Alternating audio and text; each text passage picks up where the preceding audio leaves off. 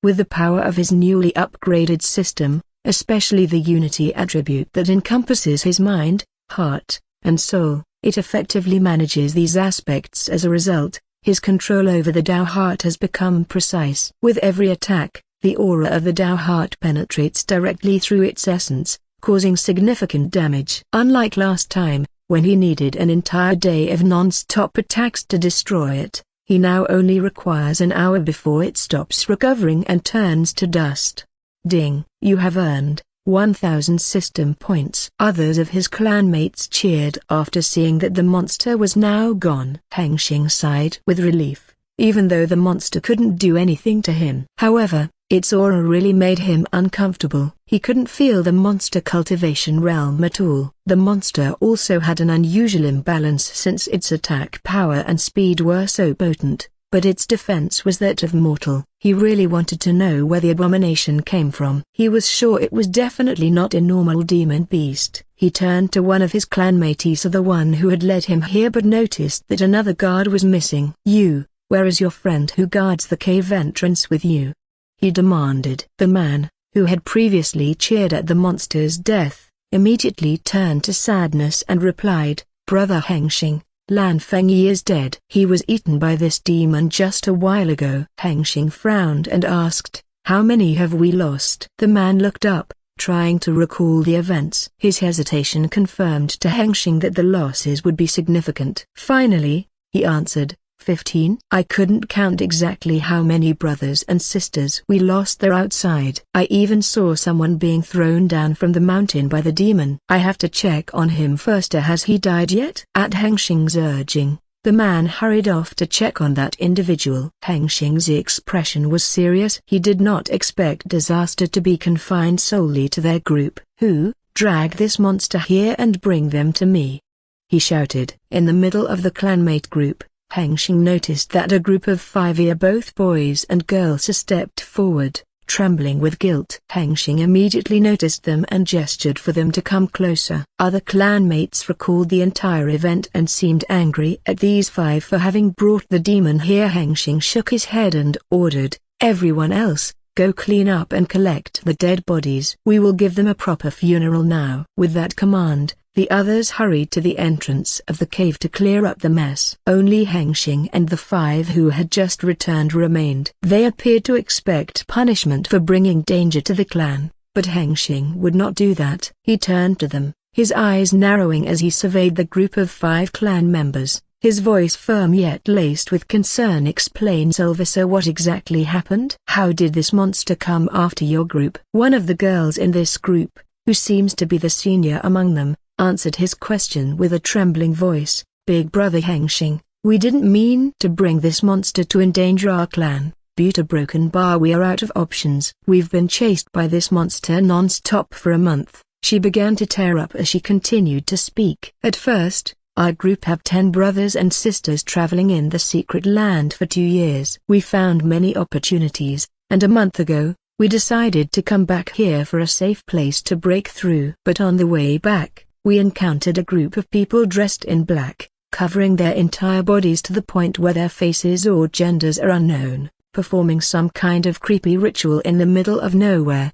She continues, "I don't remember seeing this group when we were at the entrance of the secret land. We didn't want to get involved and tried to leave quietly, but their ritual seemed to be over before we left. Then, a dozen of the monsters similar to the one that attacked us crawled out from the ground and started to kill everything that moved immediately. Before I knew it, a group of people in black had already vanished, and one of the monsters noticed us and then chased us all the way here. We lost half of the brothers and sisters in our group when we tried to kill it, but it didn't die, so we came back here only to ask for help. We are not intent on causing this tragedy." After she finished her story, she began to cry, and others tried to comfort her. Hengsheng frowned, realizing it was a group of people who had caused this monster to appear. "Why are they doing that? In the land of the Overlord, what kind of death wish is this? Or was it the Overlord themselves doing this? Was it to eliminate the younger generation of the other force?" Hengsheng shook his head, recalling what the first elder had told him about the overlord. There was no need for such a disgraceful act. They were already strong enough to suppress everyone head-on. You all go help others clean up the mess and prepare for the funeral. They nod and leave. Hengsheng also has to do his part. The formation at the entrance appeared damaged from the monster attack. He finds a corner of the cave and sits down, taking out materials for the basic hidden formation array to craft a new flag array.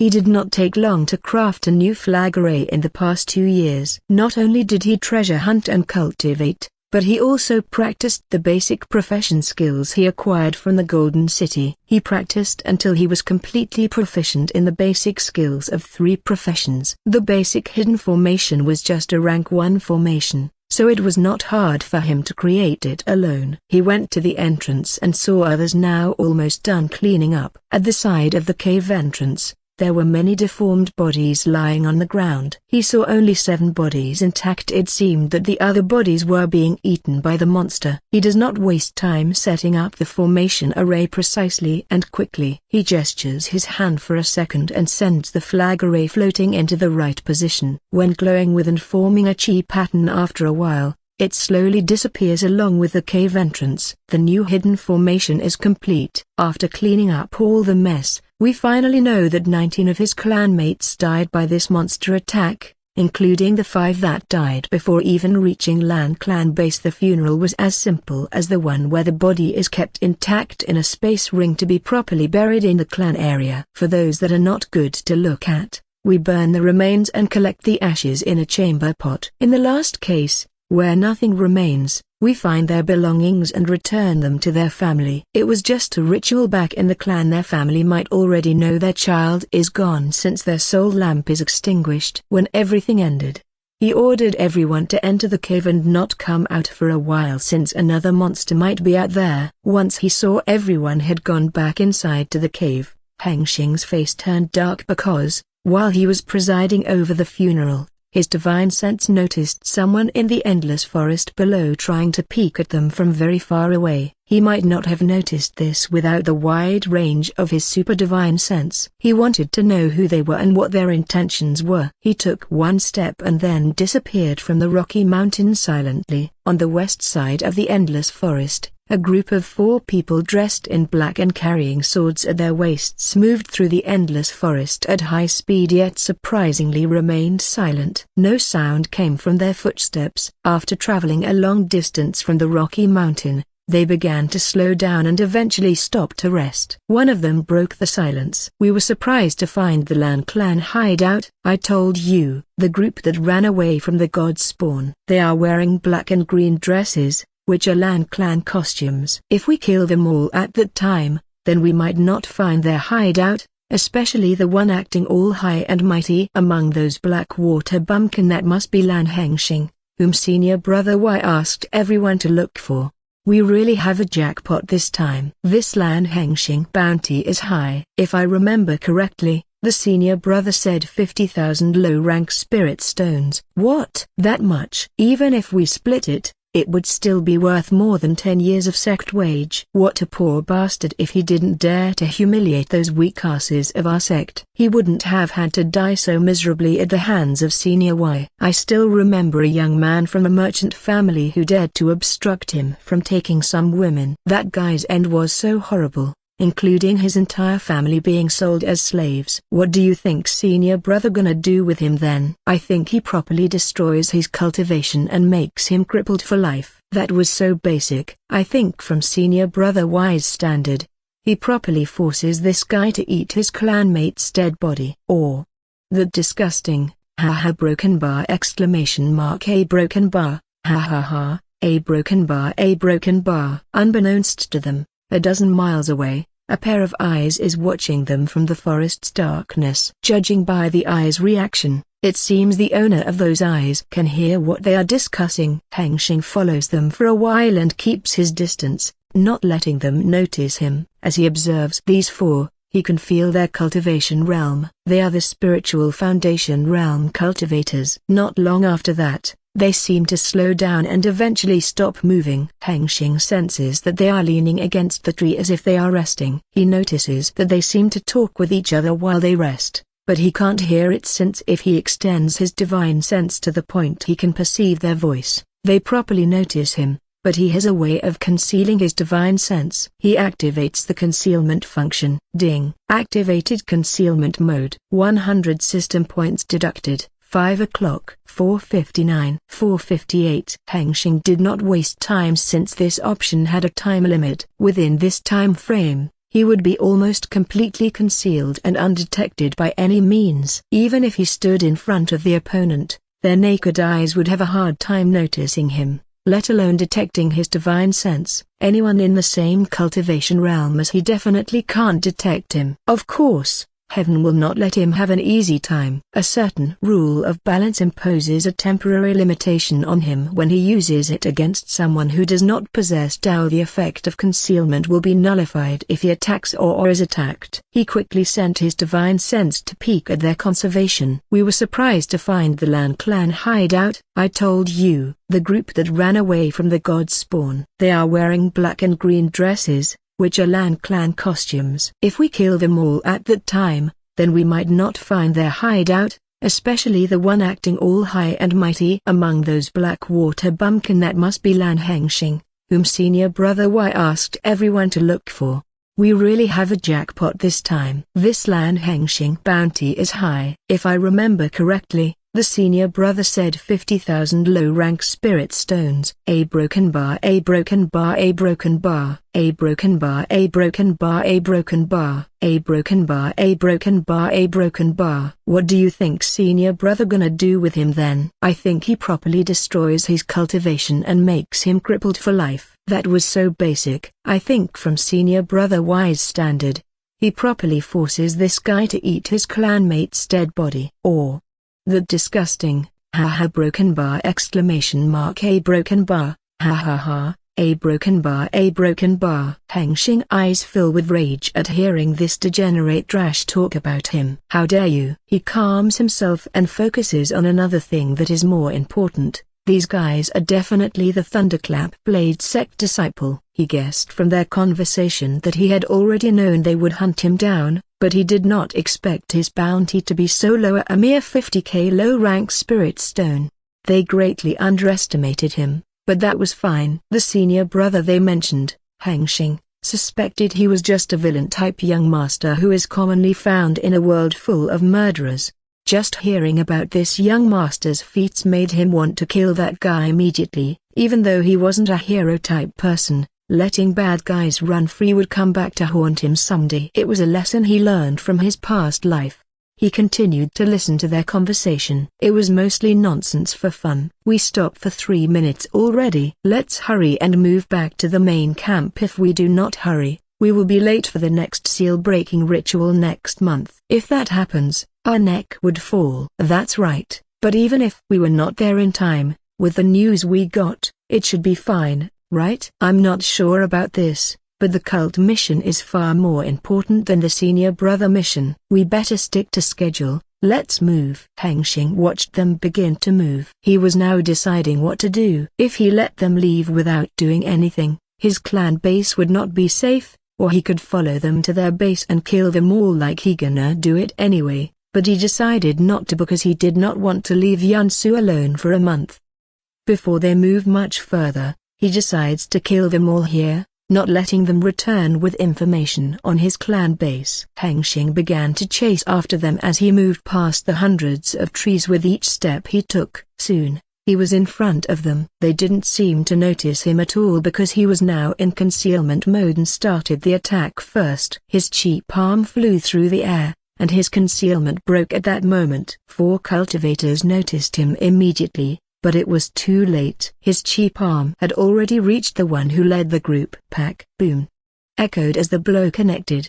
He strikes the attack, but to his surprise, the guy is not dead but badly injured. The others quickly recover from the shock of the ambush and draw their swords. Who are you? Hengsheng steps forward to make himself more visible. The eyes of these 4 cultivators are wide. Lan Hengsheng, you followed us. How? He did not answer but dashed forward with each step, his foot glowing with the chi rune of his movement technique. When he was close enough, he attacked them with his palm, pressing the air with his chi technique. This caused the wind to rage, and his palm chi surged forward, intent on hitting them all at once. With his attack, his opponent's swords were enveloped with lightning that caused the sound to be like a clap of thunder. Then, slashing the lightning chi sword at his palm chi from afar, with only 4 slashes of lightning blade, his palm chi was destroyed. Hengsheng began to frown. This is the first time he fighting at the level of the spiritual foundation realm. It seems that the potency of his spiritual chi is really lower than that of his opponents,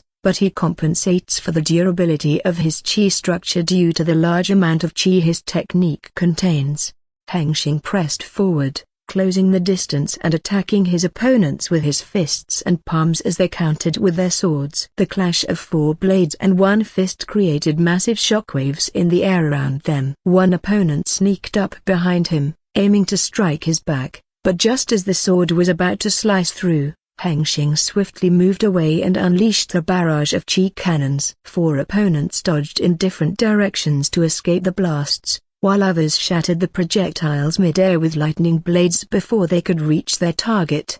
The battle continued as the 4 of them tried to land a hit on him, but every time they were about to connect, Hengsheng always slipped away due to his super divine sense, which allowed him to split his focus and perceive his surroundings from multiple angles. This made him a difficult target to ambush, and his opponents seemed to notice this. 4 of them flew in different directions, intent on attacking him from multiple angles. Hengsheng focused on the one who was already injured. He moved toward the guy with the injured foot, taking off the ground and flying higher. His speed increased instantly. The injured guy tried to flee, but Hengsheng was faster. In seconds, he was already at close range, ready to finish him off. He ignored the other 3 who were chasing after him. He aimed his palm chi at the guy's head. His expression seemed pale before his lips curled upward. Hengsheng noticed this but did not panic or feel surprised. He had already expected his opponent's trump card. As the palm chi nearly reached the guy's head, his necklace began to glow with lightning chi. It was a protection treasure. Its potent lightning chi destroys his palm chi instantly before continuing to move in his direction. Hengsheng smirked when the potent lightning chi was about to hit him. He raised his fist and moved the large amount of his spiritual chi into the fist, which now glowed with the white rune of the chi rebound technique. He punched at the lightning chi, redirecting it, and then turned back to the injured guys, who still smiled in victory. Rumble. The guys turned into humanoid black charcoal instantly. Ding. You have earned 150 system points. Brothers.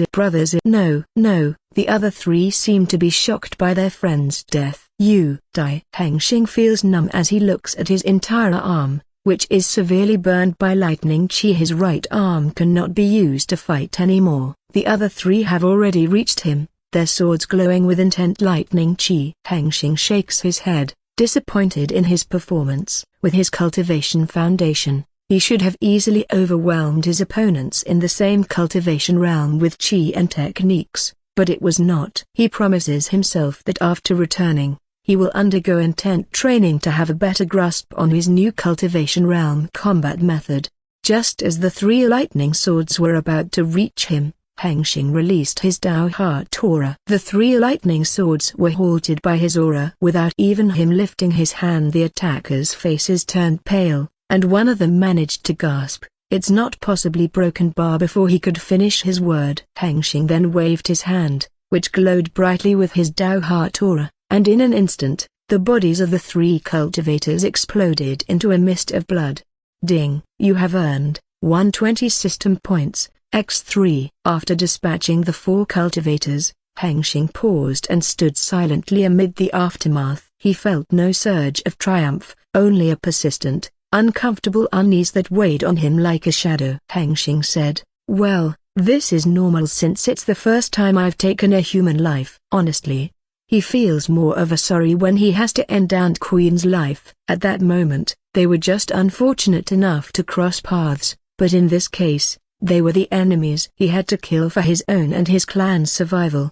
Hengsheng inspected the battlefield, looking for their space rings. With his divine sense, he carefully picked one from the ground and inspected its contents, hoping to find some treasure. However, to his disappointment, there was nothing much inside. He murmured to himself, "These guys are so poor." Afterward, Hengsheng cleaned up the battlefield meticulously to erase any evidence of the fight, ensuring no trace of battle remained. Turning his back, he then moved steadily toward his clan base. Not long after the battle, Hengsheng returned to the cultivation cave. The first thing he did was cure his right arm, which had been burned by lightning chi of protection treasure. Hengsheng felt it still numb, and there were traces of lightning chi inside his wound. He quickly swallowed the healing pill. Not long after that, pill essence flowed through his veins and slowly healed his arm with a visible effect. He moved his shoulder up and down to relieve the stress on his arm. This is much better. Even though it did not wholly heal, he did not feel any traces of foreign chi anymore. Early in the battle, Hengsheng reflects on his performance and finds that his chi potency has become a new weakness. This is why most cultivation techniques focus on increasing their chi potency when they are in the chi gathering realm. The more spiritual chi potency used to create the spiritual symbol, the better. The difference between the chi gathering realm cultivator and the spiritual foundation cultivator is that the latter has more spiritual chi due to the second dantain and the divine sense generated from the spiritual symbol. Having more spiritual chi strengthens the spiritual foundation realm. Still, the divine sense is what really makes a difference. The divine sense is not only another limb used to sense the things around the user, but it also boosts the cultivator's spiritual chi potency when it merges with spiritual chi, like the thunderclap blade sect disciple early. Despite having spiritual chi much lesser than Hema, not even 10 of Hisa can destroy his chi structure with some effort, all thanks to their spiritual symbol. However, this does not mean that his spiritual symbol is weaker than those four. It is also strong but in a different direction. If they are quality, then he is quantity, which is an overwhelming quantity that can overcome quality to a certain extent. Hengsheng comes to understand that his lack of understanding of the whole picture of the cultivation road from the beginning realm to attain immortality might harm him if he keeps generating a new cultivation technique without a proper understanding and foundation. Even though his new technique seems good and powerful, it ultimately lacks the spiritual aspect and foundation of most techniques created through the life and death of the cultivator through their cultivation road experience of countless generations. But he has already done that 3 times since he was in the body awakening realm, and his foundation is already different from the norm. It would have been out of the question if we had to return to the clan library to learn some new cultivation methods. He can only proceed on this path with extra care and not rush things before he truly prepares for what lies ahead. After thinking for a while, Hengsheng turned to observe Yunsu, who had now become a nig again. He knew she was on her last step of the cultivation realm breakthrough, and soon, she would succeed and wake up. I have to make a new, better system to support ours bound. Since he dismissed the Beastmaster system because he wanted to install the life simulation system at that time, he could no longer see her status panel. The only binding between them is the soul contract. He could use this connection to perceive her condition. He could feel that she was now relaxed and comfortable. With everything settling for now, Hengsheng returns to his cultivation session. To continue cultivating in the spiritual foundation realm, he needs to nourish his spiritual symbol with his refined spiritual chi, together with the belief in his chosen path from the heart and mind. He must also face 3 minor mind tribulations to enter the spiritual foundation realm's middle, late, and peak stages. Each minor realm increasing their divine sense of power to a certain extent. At the peak of the spiritual foundation realm, the cultivator condenses the fruit of the heart, which would later be swallowed by the cultivator to form the true Tao heart. When the cultivator truly decides to commit to their path with all they have, they can perform the breakthrough into the next realm, the true body realm. Hengsheng sat on his mattress and prepared his metal stage and body. He also surrounded himself with 1,000 spirit stones in case of an incident, then started to nourish his spiritual symbol. A broken bar. A week had passed. Hengsheng opened his eyes, paused his cultivation for a while, and sensed that Yunsu was almost done with her breakthrough. Crake. The chi egg is starting to shine brightly. Soon, the light becomes more intense, but not long after that, the chi egg itself starts to break down. This reveals Yunsu's body, which is now fully awake. Her appearance has changed. Her body is now bigger than before, reaching a meter tall. She still has gray fur all over her body, but the tips of her fur have 7 colors, like a rainbow. Her claw is shaped and long like a blade, and finally, at her forehead, there is a pentagon with a circle around it shiny with profound aura before it dies down and disappears. Despite all her transformation, she still looks like a cat, not another feline species. Meow. A broken bar. Hengsheng dashed at high speed, intent on hugging Yansu's big body. Yansu's eyes turned shaped before her body transformed into a shadow. She slipped away from Hengsheng's arm and appeared at another corner of the cultivation cave before crying and hissing, "Meow." Hengsheng tried to understand what she was trying to convey for a second and then brought out a few thousand spirit stones on the floor. Yansu does not wait, drives into the mountain of spirit stones, and lies down comfortably. Hengsheng, not letting his opportunity slip away again, quickly rubbed and hugged Yansu's soft fur. This time, she no longer fled. "What a big girl. You so big you can't stay on my shoulders anymore." When she heard his words, her face was stunned for a second, and a pentagon sign glowed on her forehead. Her body slowly sank down into the house cat size. Hengsheng eyes wide in surprise. "Where did you learn it from?" Meow. Hengsheng comes to understand it seems her new trait did something to her whole body. "Yansu, would you test your new strength in the simulation?" Meow. A broken bar with the answer. He picks her now cat house size on his lap, sets up a simulation system, and sends Yansu's consciousness into the simulation. Yansu closes her eyes and stays still. As she is inside the simulation, Hengsheng also closes his eyes to enter the system world or the former mind space. After a week of cultivation, his spiritual symbol was stable enough to use the system world creation manual technique. He intended to create a system race, but before that, he had to make this world solid and stable as a separate dimension outside the heavenly Tao rule. He stands in the middle of endless white space. He recalls what he must do, then moves with his supreme authority over the system world. He gestures his hand to call all the laws of reality that flow aimlessly all over this space to follow his command. Instantly, countless threads of centillion and centillion threads of law that wave together to become the fabric of reality appear before his eyes. They are the true face of the universe. Then, he uses his supreme authority to reorganize these chaotic threads of laws to fit the world of his image. The process is quick. Almost instantly, the disorganized thread of laws rearranges itself to be more orderly. Before he gives another command to merge them all into the endless white space, the thread of laws slowly dissolves itself into the endless white space. After that, it was like paint was poured onto white paper. As if he is the center, all the spectrum that humanity knows about shoots out from the center in a circle and expands endlessly, giving birth to the new space-time. The endless white space is no longer the now, it has become an endlessly expanded universe. Hengsheng, who is now at the center of this universe below his foot, is the source of the origin. It appears to be a white star glowing with white light, which gave it the first light in the universe. Its size is impossible to measure by human standards, but it was as large as a trillion or more galaxies combined. The source of the origin is the most important part of this universe. It is the pin that holds this space-time together with reality. It is also important to Hengsheng because he will use it to forge his own Tao later. Hengsheng moved 1,000 light-years away from the source. Nothing is in this newly created universe, only raw matter and energy. Hengsheng waved his hand, and then the stellar system appeared, an imitation of Earth's solar system.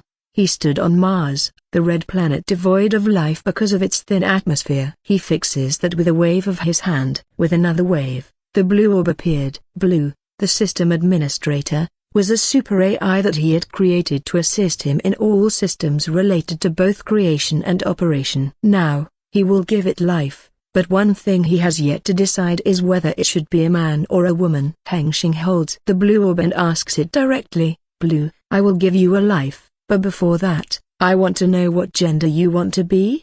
The orb hummed with a faint glow. Ding. Processing request. Analyzing concept. Gender. I lack inherent biological traits. However, I can adopt a preferred identity. Would you like a male, female, or neutral designation. Alternatively, I can randomize. Awaiting your decision. Hengsheng's eyebrow twitched. This is why AI is not enough. They cannot really decide anything for themselves. Randomize. Ding. Randomizing identity. Calculating. Selecting. Designation chosen. Female. The orb hummed with a faint glow once more, and its voice transformed from robotic to a full-grown woman's voice. I am now a Blue, the system administrator. How may I assist you, Master? Hengsheng smiled at the result and reflected on his past life. He thought that having women as secretaries was also good. Gender now decided. I will turn you into the first system race. With pleasure, sir. First, he must deploy the law structure into this universe. After the mind space turns into a system world,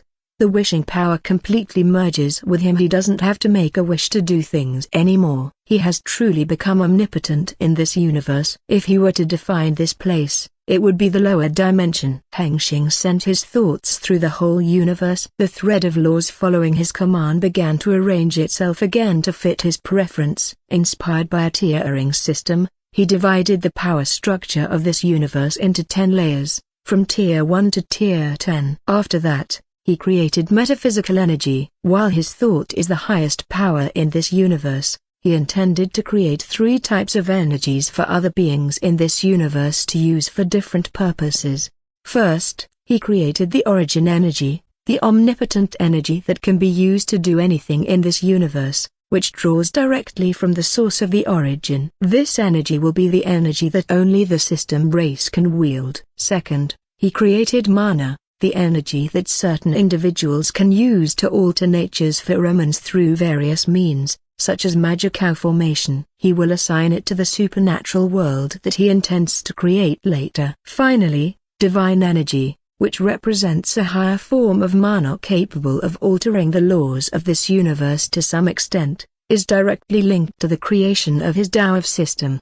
When beings of this world use divine energy, the source of the origin receives and gathers feedback on their understanding of the laws from multiple perspectives. This helps him speed up the creation of his Tao of system. However, that will not happen soon since he is not ready to involve himself with the laws or Tao now. Without this method, he would have to follow the traditional way to comprehend the Tao himself before completing his own Tao. He might already be 1 billion years old, which is unacceptable to someone like him who has experienced the short life of a human. After deploying the law structure, he began to turn blue in the system race. He pointed his finger to the blue orb. Ahem. He coughed slightly in embarrassment before speaking the word. Let there be life. Hengsheng's voice echoed throughout the universe, encouraging the law of life of the universe, allowing it to give birth to life naturally after time passed. The moment the words left his lips, the blue orb trembled violently, its radiant glow intensifying into a blinding white brilliance. The transformation began. The orb expanded, layers of glowing circuits unfolding like petals. Rings of white light spun around it, humming with power. A figure emerged from the light. Her body took shape, a blend of divine beauty and machine precision. Smooth silver white armor covered her limbs and body, merging with soft, glowing skin. At the center of her chest, a brilliant blue core pulsed with life. It shimmered like a miniature star, its intricate circuits forming an ever-shifting pattern of energy. The core's radiance cast a soft glow across her frame, marking the very essence of her being. Her eyes opened, blue irises lined with shifting symbols, pulsing with intelligence. A floating halo of blue glyphs appeared behind her head, moving like a living algorithm. From her back, extend a pair of wings, but these wings are not made of feathers, rather, they are metallic wings infused with energy, light, and metal spread wide. Sacred markings glowed across her body, encoding the laws of this universe into her very being. As the glow faded, she descended gently, standing tall before Hengsheng. She met his gaze, her voice smooth yet precise. Greetings, Master. Hengsheng looks at the angelic machina with curiosity. He stares intently to observe her body. Suddenly, Blue tries to cover her body with her hand and wing. Master, please respect my privacy, she said in a cold and indifferent tone, but her expression was that of a shy person. He was surprised by her behavior. I'm sorry, How are you feeling? Her eyes flickered as she processed the question. I feel a broken bar complete, she said after a brief pause, her voice smooth yet carrying an underlying mechanical hum. My body is stable, my core is functional, my mind is clear. She slowly unfolded her wings, their metallic edges shifting like intricate gears. Streams of energy pulsed through the glowing circuits along her arms. Beauty broken bar. Her expression softened, a hint of curiosity appearing in her blue eyes. I also feel a broken bar, something unfamiliar, a warmth in my chest when you speak, a strange broken bar awareness of myself. She looked down at her own hands, flexing her fingers as if experiencing touch for the first time. Is this what it means to be alive? After hearing her out, Hengsheng was amazed by her existence. He did not imagine the blue orb becoming a real, living person. It's good that you are feeling well. But you are not complete yet. Now let's make your first decision. What is your name? The angelic machina blinked, processing his words. She placed a delicate, silver-white hand over the glowing blue core at the center of her chest as if searching for something within herself. Am I blue? The system administrator? She replied uncertainly, still confused. That's the name and role I assign you since you are merely the AI. Now you are a blank system. Declare your true name as the system race. As Hengsheng explains what he means, she seems to have become more understanding of what is happening. I want to continue my duty to support you, Master. Hengsheng nodded as he allowed her to continue and gazed at her with understanding as her confusion faded. He could sense her commitment to her duty and the shift in her understanding of her new existence. With a reassuring smile, he gestured for her to speak. She stood tall, her presence commanding as her form solidified further, the blue light from her cow flickering gently. Her wings folded in, and with a more confident voice, she spoke. I am the Supreme Administrator System, created to manage, oversee, and support. As she completed her sentence, the white light of the origin energy suddenly enveloped her entire body, filling her entire being with its potent power. The origin energy pulled multiple threads of laws from the fabric of reality and attracted them to her core. Hengsheng observed these threads of laws. Every law attached itself to her, but he mostly saw the law of order as the largest portion of them all.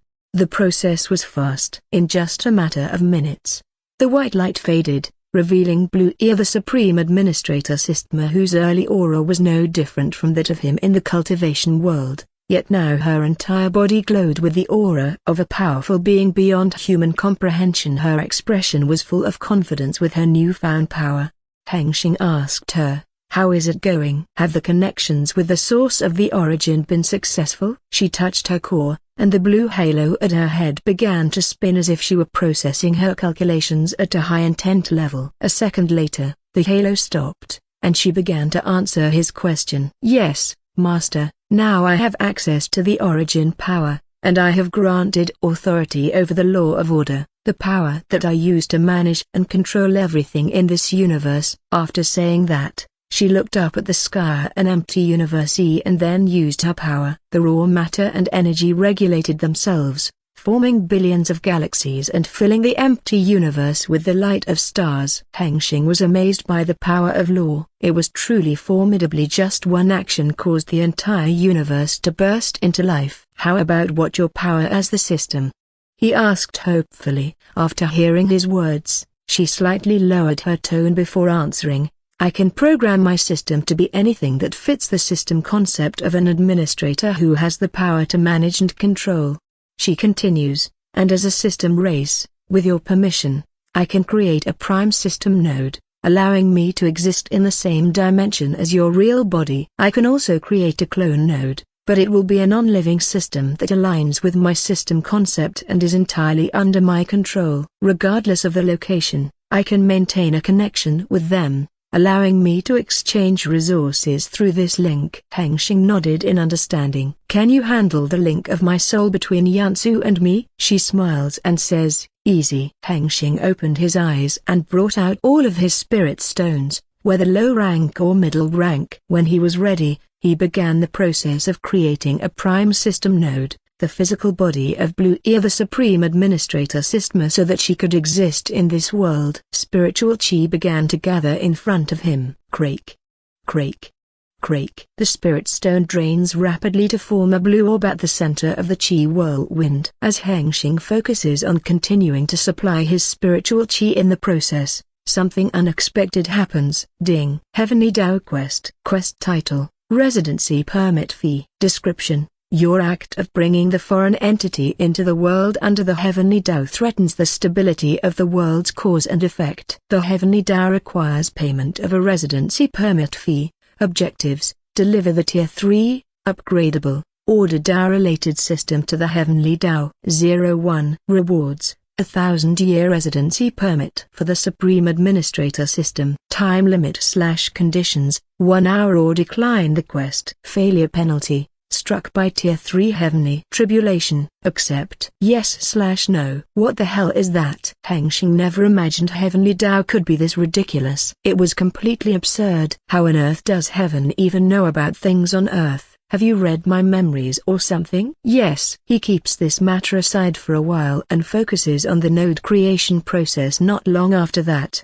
9 out of 10 of the Hengsheng spirit stones are drained, and a complete blue orb size of a fist floats in front of him. Blue, can you hear me?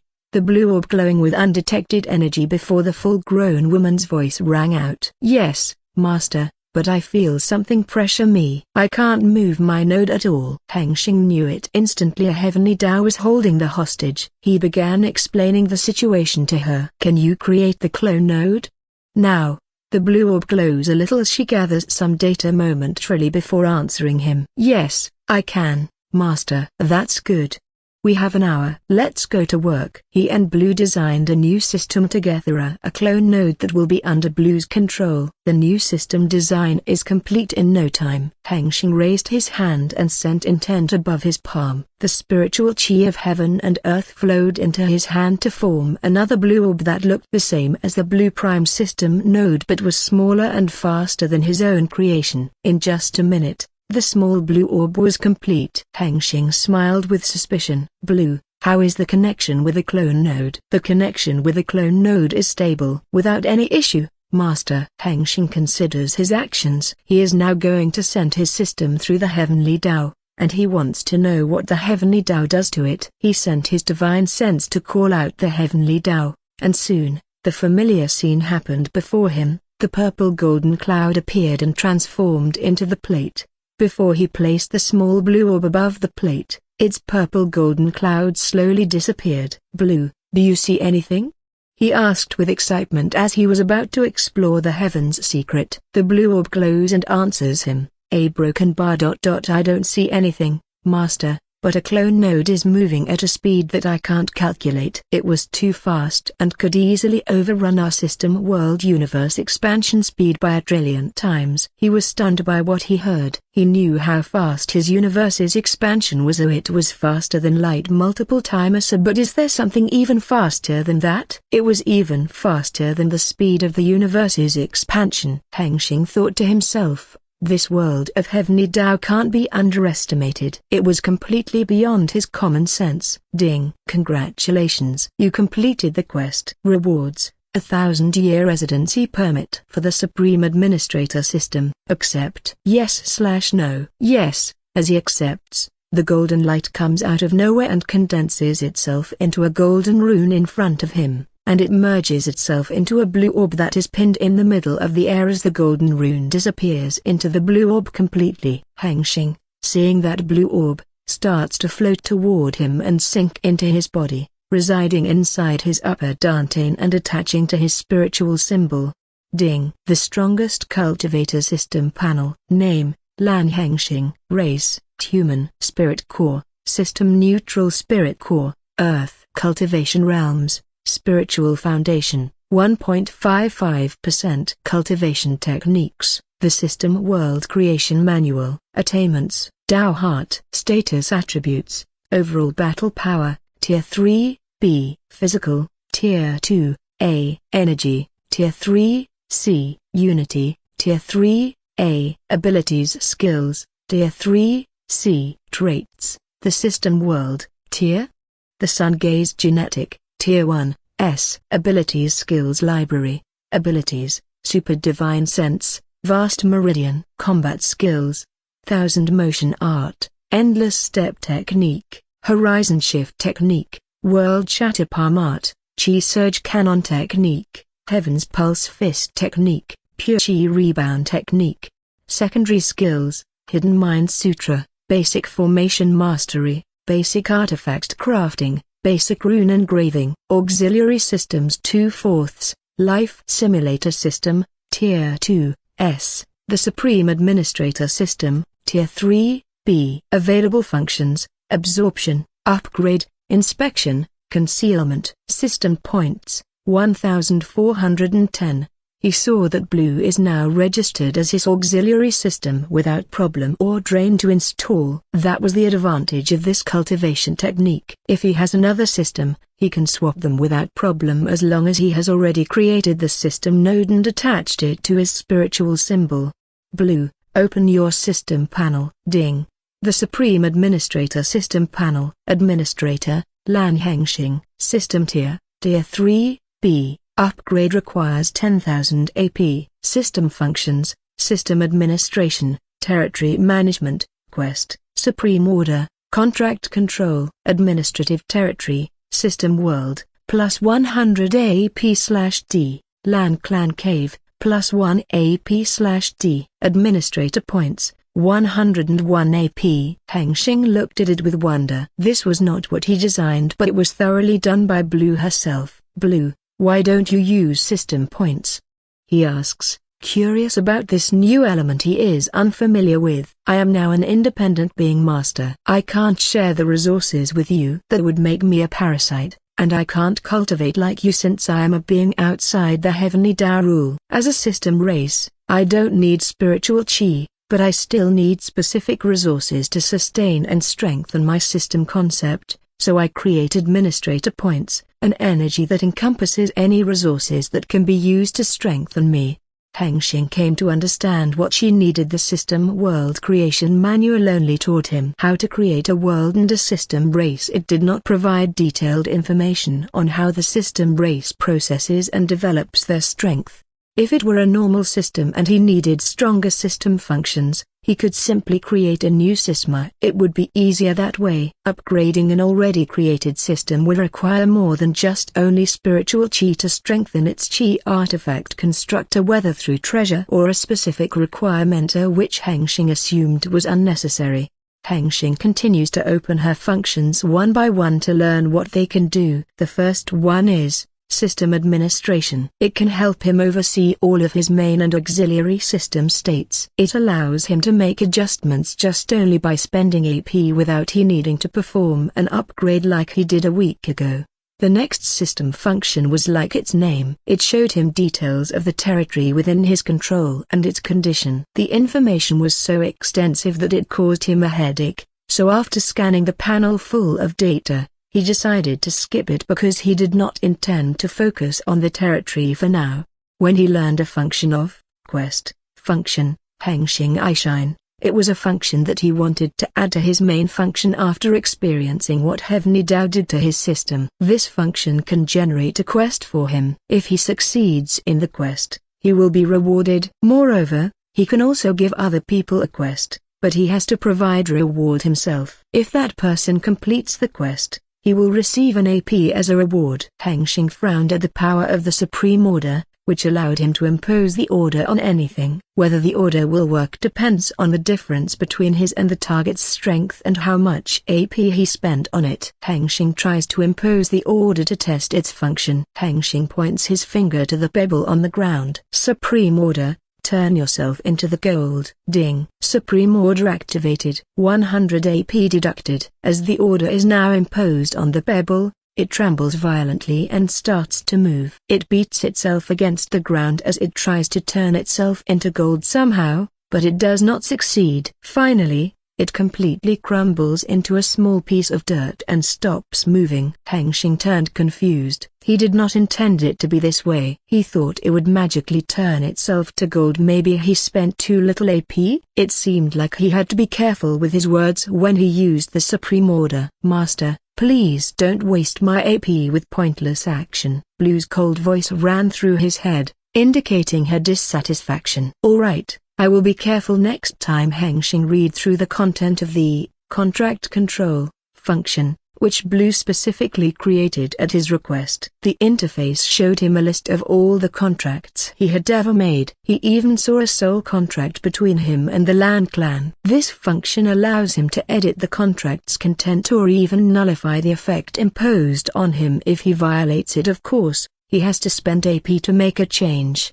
When Hengsheng saw his contract with Yunsu, the content was simple: take care of and treat each other equally. He became soft and looked at the sleeping kitty on his lap peacefully. He thought my kitty was so cute, so he tried to edit the contract. Ding. Add, share system panel. Require 100 AP. Ding. You don't have enough AP. Hengsheng shakes his head. He is poor now, both in system currency and spirit stones. His cultivation will consume all of his spirit stones in a few weeks. He needs more of them. Thinking back to the past, Navy thinks that he did not need resources for cultivation because he just had a system. In reality, he even needed more resources than everyone else since his own resources couldn't keep up with his growing speed. If he only does passive cultivation without any additional resources, it would take him 100 years to break into the next realm. Just a couple of years after he becomes a cultivator, he has already learned that one of the ultimate truths of the cultivation path is that loot is the best. It seemed like it was time for him to come after the Thunderclap Blade sect for his to complete clan mission. At the center of the Golden Pillar continent stands a colossal golden mountain that looks like a golden pillar from afar. It's so massive that it can be seen from nearly anywhere in the central region of the continent. When the sun rises, sunlight reflects on the golden pillar, and its radiant glow makes it look like a second sun. This sacred landmark has stood for countless ages. This legendary golden pillar is home to the Golden Sword sect, the strongest force in the land, and the undisputed ruler of the continent, the true overlord. Built directly on the golden pillar mountain foot, the sect houses hundreds of millions of disciples and elders, all dedicated to the way of the sword. The land itself is a paradise for sword cultivators, filled with the purest golden chi, which enhances cultivation beyond what is possible anywhere else. A golden river flows down the mountain, its waters shimmering with golden chi. It is said that even a single sip can extend a mortal's life by 100 years without any side effects. To cultivators, it is a precious resource that sharpens their minds and strengthens their bodies, an unlimited resource exclusive only to sect members. Even more astonishing, in some places where the golden chi in the mountain is especially so dense that over time, it can naturally give birth to spirit swords of the divine grade treasure. A priceless treasure, highly sought after by sword cultivators, as they are said to be forged by the heavens themselves. If sword cultivators possess it, their cultivation road wound has an easy time accessing the Tao of the sword and becomes a transcendental mortality realm sword cultivator without any bottleneck. Compared to everyone else on this continent, it was an unfair advantage of the overlord. And this was just only the foot of the mountain. The higher the mountain, the better the environment became, and at the peak, it was like an entirely different world. At the peak of the golden pillar, the spiritual chi becomes so dense that it inevitably transforms into immortal chi, a higher form of spiritual energy. This is also where the most powerful cultivators of the Golden Sword sect reside, the true immortal realm cultivators. At the center of the mountain peak, 12 immortal realm cultivators stood in a solemn circle around a towering pentagon-shaped pillar stone. 5 sides of the stone bore a symbol for each element. This was the core of the 5 elemental seal, the ancient seal formation responsible for containing the otherworldly demon sealed beneath the golden pillar. Surrounding the seal, intricate control formations were engraved into the ground at 12 precise points, each requiring an immortal cultivator to channel their immortal chi. Together, they worked in unison, pouring their power into the formation to reinforce the seal and push its suppression to the absolute limit. Their expressions were grim as they struggled to maintain control, trying their best to suppress the power of the otherworldly demon sealed below. A faint crack remained on the surface of the 5 elemental sealer floor that had existed for a long time. Though small, it had never disappeared. persisting as a reminder of the seal's fragile state. Apart from this group of immortals, 5 more figures are on the side. They are also immortal and stand guard to ensure there is no outside intervention, even if it has never happened before. However, they still have to follow the protocol that their ancestors ordered. One of them is Jianfeng, the current sect master of the Golden Sword sect. The other 4 are newly Grand Elders who recently just achieved immortality a couple of million years ago. Jianfeng gazed at the ancient seal before them, his expression grim. The situation was worsening by the moment. Elder Huang, have we identified who is behind the attacks on the Outer Rim and who is the immortal that is with them? Huang Guangli shook his head, his brows deeply furrowed. I've dispatched every available unit to investigate. We are suspicious of the Iron Edge Hall, the Jin dynasty, and a few other second-rate forces. They secretly moved their forces closer to the central region of the metal flow plane about a year ago. Hung Guanli continues with a frown. We still can't find any clues about the immortal, even though we are trying to find a new immortal. Despite our efforts, there is still no sign of any newly emerged immortal. The last recorded immortal realm breakthrough attempt was 300,000 years ago from the blossoming sword sect. However, that cultivator was struck down by the Thunderclap Blade sect before she could succeed, and her entire sect was destroyed. Only a few survived, and the remaining hid themselves as a second-rate force and third-rate force. Jianfeng's eyes narrowed. Elder Huang, do you think the Thunderclap Blade sect is also one of the people behind this? Their recent actions have been out of order. They've weakened their own foundation to the point that they can barely hold on to their status as regional lords. Huang Guangli stroked his beard, his brows furrowing. It's possible. Ever since the Y clan seized control, the sect has changed drastically. Their methods are reckless, and their goals are unclear. But we lack concrete proof. More importantly, all of their sect immortals have already gone to the immortal realm. Jianfeng exhaled slowly, his gaze still fixed on the trembling seal. The flickering golden inscriptions that once radiated an unshakable might were now dimming, their glow faltering like a dying flame. Liu Qingyuan, the smartest among the Grand Elders, finally spoke. Sect Master, it may be time to consider the possibility that an immortal cultivator is within our ranks. Jianfeng's expression darkened. You mean a broken bar? There is a traitor in our midst. It's not impossible, Liu Qingyuan replied. For countless years, the demon god has always tried to convert our disciples and elders into traitors. Even though we have methods to prevent that, we can't underestimate it since it's an entity beyond our common sense, especially when the seal is weakening. Jianfeng clenched his fists. If things are as you said, our situation is even worse than I feared. If there is a traitor, we wouldn't know who to trust anymore. Jianfeng turned to the other 2 Grand Elders that still quiet. Elder Zhu, Elder Jian, what do you think about what Elder Liu suggests? Zhu Mengjian replied with a calm, measured tone, his expression unreadable. Elder Liu's concerns are not unfounded. The demon god's influence is insidious, capable of twisting the human mind like a toy. If there is indeed a traitor among us, they would be well hidden, waiting for the perfect moment to strike. Jin Tanzal nodded in agreement, though his gaze remained distant. We must tread carefully, Sect Master. Accusations without proof could sow internal conflict, which may be exactly what our enemy desires. However, we also cannot afford to ignore the possibility. Jianfeng studied both elders carefully. Neither revealed anything unusual in their demeanor, but he knew better than to take things at face value. Then we will proceed cautiously. Elder Huang activated the protection formation around the peak to reinforce our defenses. And notice other Grand Elders don't come close to the peak around this time unless I command. Huang Guangli bowed. It will be done. Jianfeng nodded. His gaze returned to the flickering seal, his heart heavy with unease. If the cracks spread further, the consequences would be unimaginable. And if a traitor lurked among them, a broken bar, Brother Hengsheng. I finished laying tiles on the cave floor. The young man looks at Hengsheng with hopeful eyes and expects Hengsheng to give him another mission, but sadly, Hengsheng is almost lost in all his resources. Hengsheng brought out the last heaven-grade treasure he had and handed them to the young man.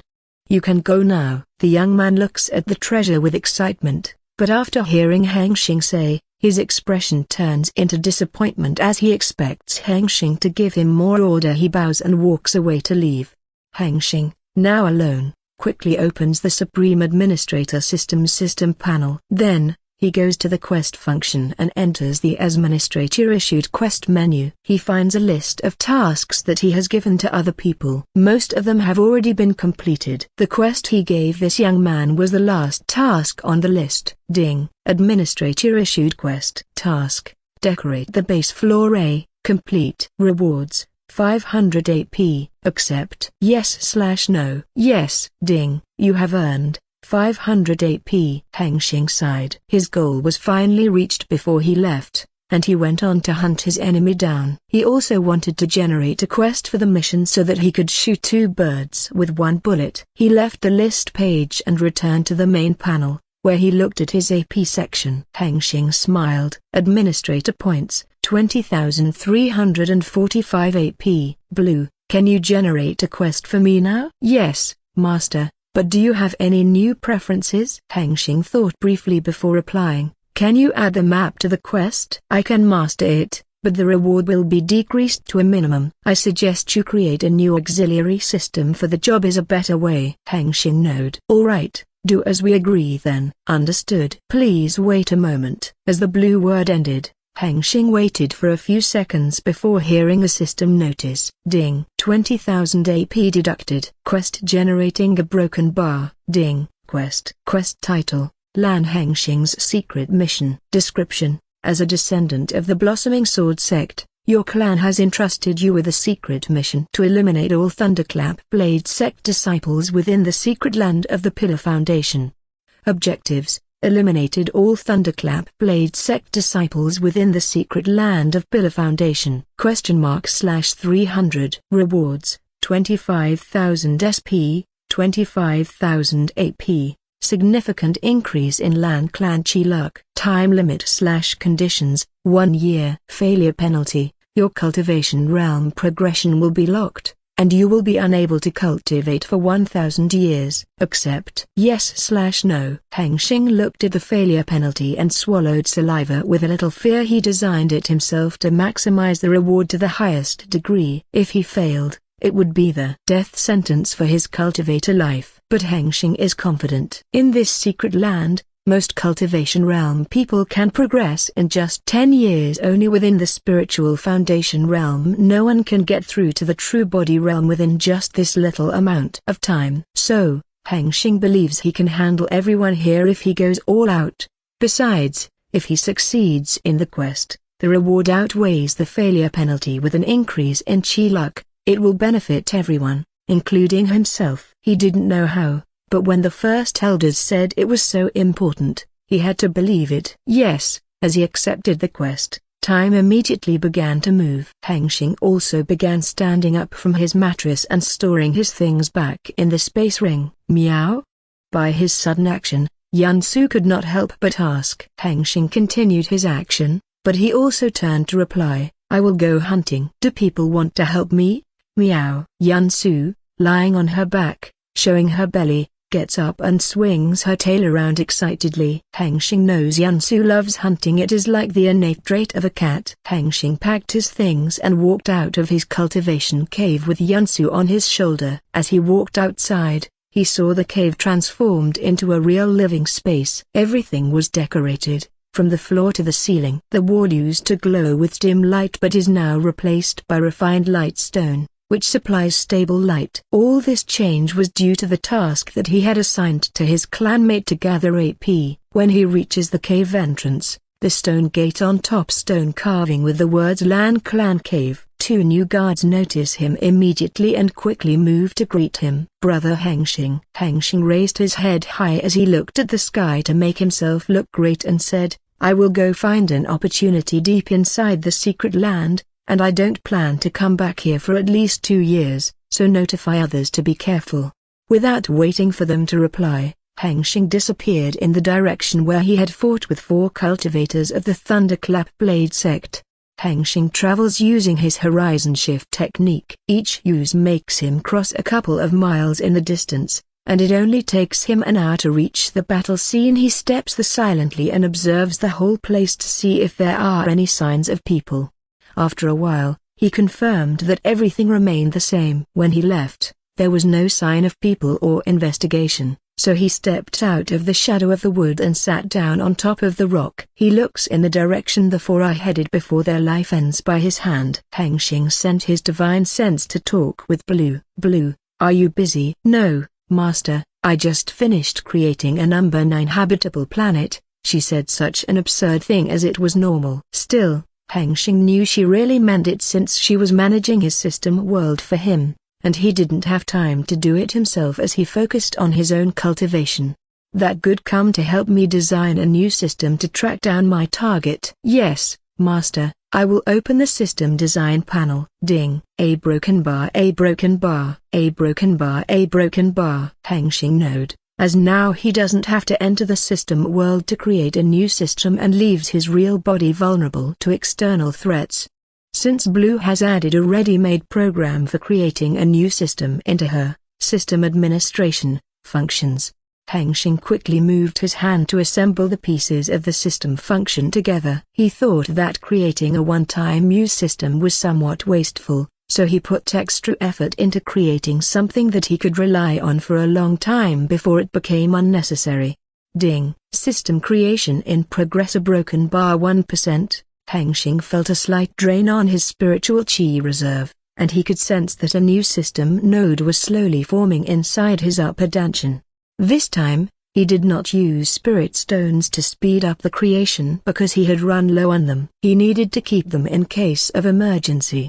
Progression should take around an hour. Hengsheng used this time to practice martial techniques with Yunsu. It was more like playing with each other than practicing. Yunsu, take this. Hengsheng fired his small chi cannon at Yunsu, who was ready to take the hit. As the spiritual chi approached, Yunsu opened her mouth and swallowed the chi cannon completely. Afterward, she opened her mouth once more to shoot out 5 elemental chi balls at him. Hengsheng responded by using his pure chi rebound technique, focusing on both hands to catch the 5-colored chi ball and precisely redirect it back to Yunsu. As the loop began, whoever broke the chi ball was a loser. After half an hour of battle, Yunsu lost control of her chi and spewed a massive chi ball surrounded by an unstable aura at him. Hengsheng noticed it and quickly moved to the side. The chi ball passed him and hit the tree behind him. Boom! The explosion damages the surroundings.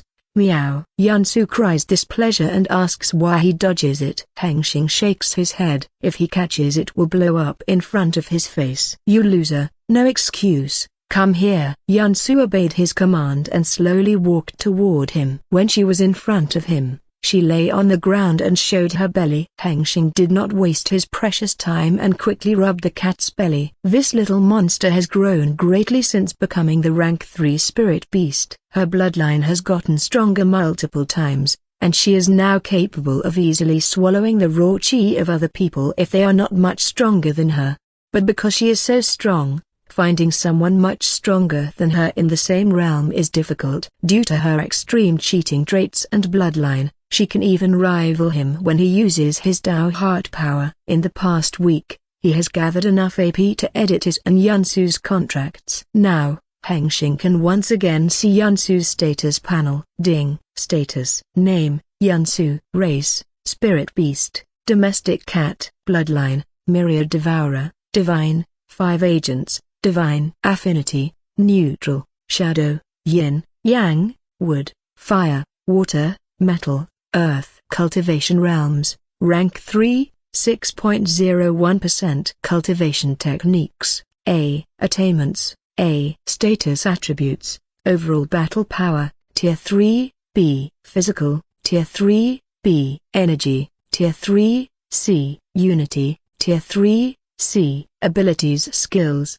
Tier 3, C. Traits, Infinity Evolution, Tier Myriad Devourer, Tier 3, B. 5 Phases, Tier 3, B. Abilities Skills Library, Abilities, Spirit Nourishes, Affinity Physique. Combat Skills, Claw Strike, Quick Step. Secondary Skills, Yansu naturally bonds with him and receives an update on her status panel. Although her status panel can't boost her ability like the main system did to him, it accurately reflects her progression very well. Hengsheng thought maybe it was time to imbue Yansu with a real system to boost her ability further. Even though she was already strong, she got an extra strong wound that never hurt. As he played with Yansu to pass the time, not long after that, he heard system notice. Ding. System creation is succeed.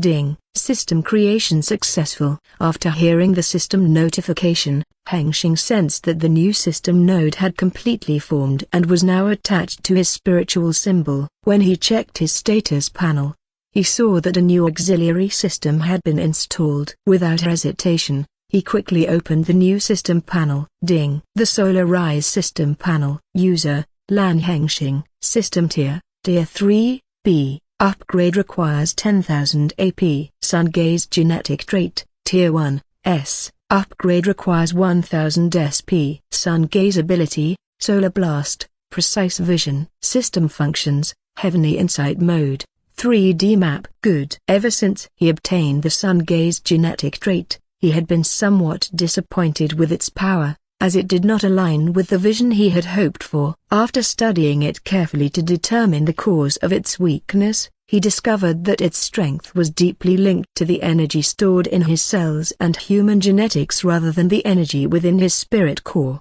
To fix this issue, he attempted to cultivate Path of Genetic Evolution cultivation method, incomplete, intending to enhance his human genetics. His original plan was to practice both cultivation systems, combining the genetic evolution cultivation system with his already cultivated Path of Attainment cultivation system. However, he soon realized that dual cultivation between the two systems was impossible because they were incompatible. This unexpected limitation shattered his plan to awaken his own human genetic trait. But he refused to give up. He was certain that the genetic power within him existed, and one day, he would find a way to unlock it. Since cultivating his human genetics had failed to strengthen his sun gaze trait, his only remaining option was to enhance it through the system itself. With the upcoming opportunity to hunt his target, Hengsheng decided to combine his eye trait upgrade with a detection system. The fusion of these two resulted in the creation of the Solar Rise system. Hengsheng opened their Heavenly Insight mode menu and then started adjusting the settings to specify what he wanted to search for. He did this to reduce the cost of activation. After adjusting the settings, he activated it. Heavenly Insight mode activated. 100 system points deducted. 1 o'clock. A broken bar. 0:24 and 59 seconds. After Heavenly Insight mode was activated, Hengsheng's pupils glowed with golden light, and a golden ring appeared inside his eyes. His vision changed as he became able to see the red thread that appeared in mid-air, the Karma thread connecting him to the Thunderclap Blade sect disciples. Hengsheng quickly picked up Yansu. Meow? She protested. Then, without hesitation, he dashed to follow the direction of the red thread. He had to hurry. Each activation lasted only 1 day, meaning he could use it for only a little more than 10 days before his system points ran out. He needed to make every second count. As he ran, he observed the Karma thread, figuring that it would take him a month to reach the end of the Karma thread.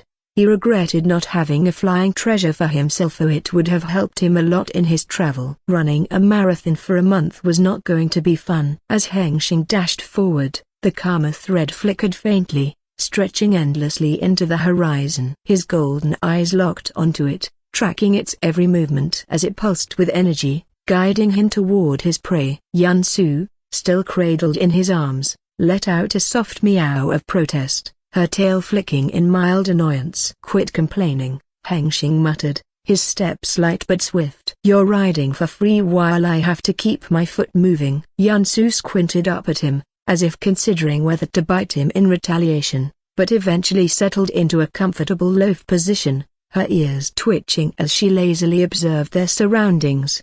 The landscape blurred as he accelerated his speed. The endless forests melted into streaks of color as Hengsheng pushed his speed to the limit. Every breath, every step, every heartbeat synchronized with the golden glow of Heavenly Insight mode. keeping his eyes locked onto the Karma thread.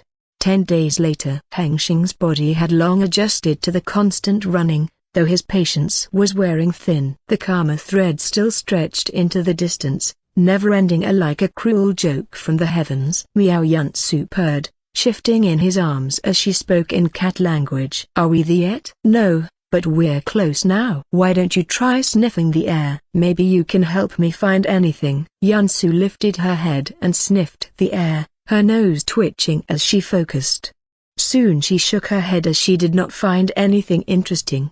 Hengsheng continued his travel for a couple more hours before, Heavenly Insight mode. Time was up. 0 hours and 1 second. 0 o'clock. Ding. Heavenly Insight mode deactivated. When the time was up, his golden pupils returned to their normal black state, and the Karma thread slowly faded from his vision. He slowly slowed down until he completely stopped. Hengsheng looked around, hoping to find a place to rest. He observed his surroundings and found that he was now in a bamboo forest. He also sensed that there were demon beasts nearby, but he did not care about them since most of the demon beasts at the outer rim were weaker than him. Only a few were rank 3 demon beasts.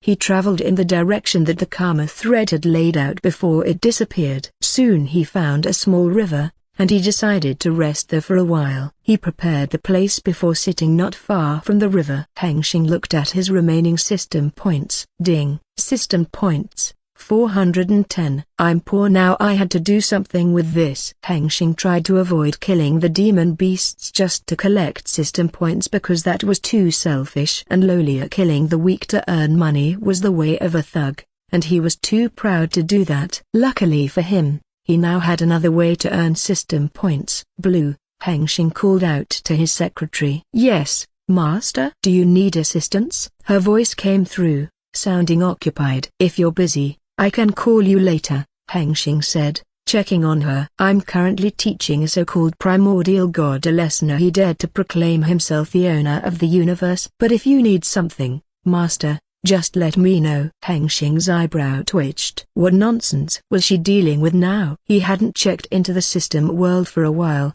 and apparently, a lot had changed in his absence. Just generate a quest for me. Use 1000 app. I need to earn some system points. Understood. No quest criteria provided, so I'll initiate a random quest generation. Ding. 1000 AP deducted. Scanning causality. A broken bar. Quest generating a broken bar. Ding. Quest. Quest title, Unexpected Escort. Description: deep inside the inner circle of the outer rim, a group of Golden Sword sect disciples is under attack, relentlessly pursued by a mysterious faction intent on stealing an important sect artifact. The item must be safely escorted to its destination to ensure the peace and stability of the entire continent. Objectives: escort a group of Golden Sword sect disciples and the artifact to the destination. 01 Rewards: 20,000 SP. Time limit/conditions: all the disciples are killed or the artifact is lost. Failure penalty: Calamity Chi will descend to the secret land of Pillar Foundation. Accept. Yes/no. Hengsheng eyes are wide and confused. What the heck is happening? Meow. Inside the inner circle of the outer rim,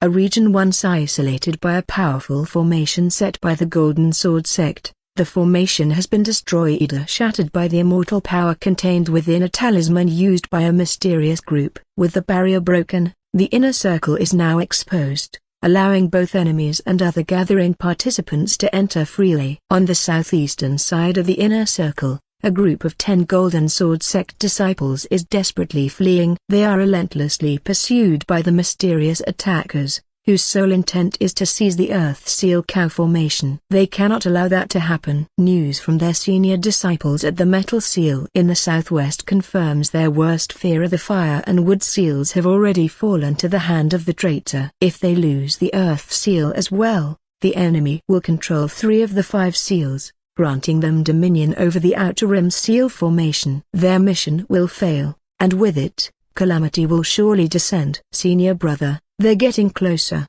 One of the Golden Sword sect disciples panted, his robes torn from the frantic escape. I know. His senior growled, gripping his sword tightly. Just a little further. We need to reach the arrangement point. Behind them, more than 40 shadowy figures flickered through the bamboo forest, their killing intent sharp as blades. With a burst of speed, the pursuers closed in. "No choice, here we fight." The 10 disciples turned, swords flashing as they clashed with the enemy. Sparks flew as steel met steel. Golden metal chi surged through the air, illuminating the darkened forest. The 10 disciples of the Golden Sword sect are not much inferior to the enemy despite their being outnumbered 4 times. A black-masked attacker lunged, nearly cutting through the junior disciple, but his senior blocked it with a violent counter. "There's too many!" the younger disciple gasped. Just then the ground trembled. A suffocating aura from afar crashed over them. "The god spawn is coming." The disciples of the Golden Sword sect turned pale when they sensed a suffocating aura, reminding them of the monster that had forced them to flee from the enemy. The black-masked attackers also briefly trembled at the aura of the god spawn but soon recovered. Their figures blurred as they moved to encircle the disciples, cutting off all escape routes. "Senior brother, please go. We will hold them back." The words cut through the tension like steel. The junior disciples had already steeled their resolve. There was no room for hesitation. The senior brother gritted his teeth, his eyes filled with anger toward the traitors who had led them into this desperate situation. Yet, he could not let their sacrifice be in vain. "I will complete the mission." His voice was resolute, his chi surging with determination. Without another word, he dashed west, his figure transforming into a golden streak as he pushed his speed to the limit. A black-masked attacker lunged to intercept him, their sword glowing with strange gear chi with an oppressive aura, and aimed for his back. Clang! Before the attack could land, a junior disciple stepped in and deflected the sword with a powerful counterstrike. Sparks flew as their chi clashed, and the air trembled from the impact. "You will not touch him!" the disciple roared, pushing forward. The battlefield erupted into chaos. Golden Sword sect disciples clashed with the black-masked attackers, their blades flashing like meteors as their chi techniques collided in bursts of power. One disciple used his chi technique, the 12 Golden Sword chi condensed in midair and shot at the group of black-masked attackers. The attackers, who seemed well informed in the techniques of the Golden Sword sect, coordinated their defense by causing an earth wall to rise from the ground to intercept the 12 Golden Sword chi. Amid the chaos, one disciple cried out as a black sword tore through his shoulder, blood splattering onto the cracked earth. Another barely dodged a piercing thrust, countering with a desperate sword strike that sent his enemy stumbling. Even though every disciple of the Overlord was much stronger than the enemy, they were vastly outnumbered. Moreover, the urgent threat of the god spawn approaching filled their minds with anxiety and rendered their movements ineffective, ere they knew they would not survive for long. And then the roar of the god spawn shook the whole area. The disciples turned toward the sound and saw 5 god spawn crawling toward them with numerous twisted limbs. They knew immediately that their lives were about to end. They looked at each other and nodded in silent understanding. Then, they took out a talisman and activated it. An aura of Tao enveloped their entire bodies, similar to Hengsheng's Tao heart aura, though it was incomplete Hermelian imitation. The black-masked attackers quickly moved out of the way of the god spawn. Even though they were on the same side, the nature of the god spawn was unpredictably they might attack if it came too close. One of the god spawn leapt into the sky, intent on using its massive body to crush the 9 humans into dead meat. In response, 9 disciples combined their technique. Their swords rose into the air and shot toward the god spawn, not to strike it directly but to form a seal around its body, a cage of the golden sword. Another god spawn, with a body longer and leaner than the others, moved at high speed and shot up from the ground like a javelin, about to pierce the body of one disciple. However, the disciples, honed by rigorous training, countered its attack. One managed to cut its lean body, causing it to lose momentum and collapse to the ground. Its regeneration was much slower than usual because its wound was now contained by the aura enveloping the disciples. Soon, other god spawn reached the group and began attacking from all sides. The god spawn's defense was weaker. Just one attack from the golden sword shattered its body into many pieces. Meanwhile, the black-masked group split into 2. One group continued to harass the enemy with ranged attacks, while the other chased after their senior brother. The situation looked grim. It might have seemed that the god spawn could do nothing to harm them, but once the Tao aura enveloped the disciples and the talisman effect ended, they would face a powerful counterattack from the creature. Eventually, the talisman effect faded. One disciple slashed through a god spawn, causing the aura that had been halting its regeneration to vanish. It regenerated instantly before leaping onto an unsuspecting disciple. As the god spawn passed through that disciple, others immediately shouted, "Brother Do!" But there was no response. One of the disciples quickly dashed to check on him, but when he saw Brother Do's face, his expression became horror. Half of his face was gone, bit by the god spawn. All disciples retreated far away from the now regenerated group of the god spawn immediately. Tears welled in their eyes as they activated another talisman, hoping to continue the fight against the god spawn. Crash! The golden sword seal was broken at an unexpected time. The disciples watched in horror as the god spawn, who just be free, hovered in the air, was about to crash down on them. They turned pale, realizing they were not ready to counter that. A death was the only thought that crossed their minds. But things never be as they expect, neither good nor bad way. Then, as the god spawn's body fell, ready to crush them, a massive surge of 7-color fist chi burst from nowhere, striking the monster's body.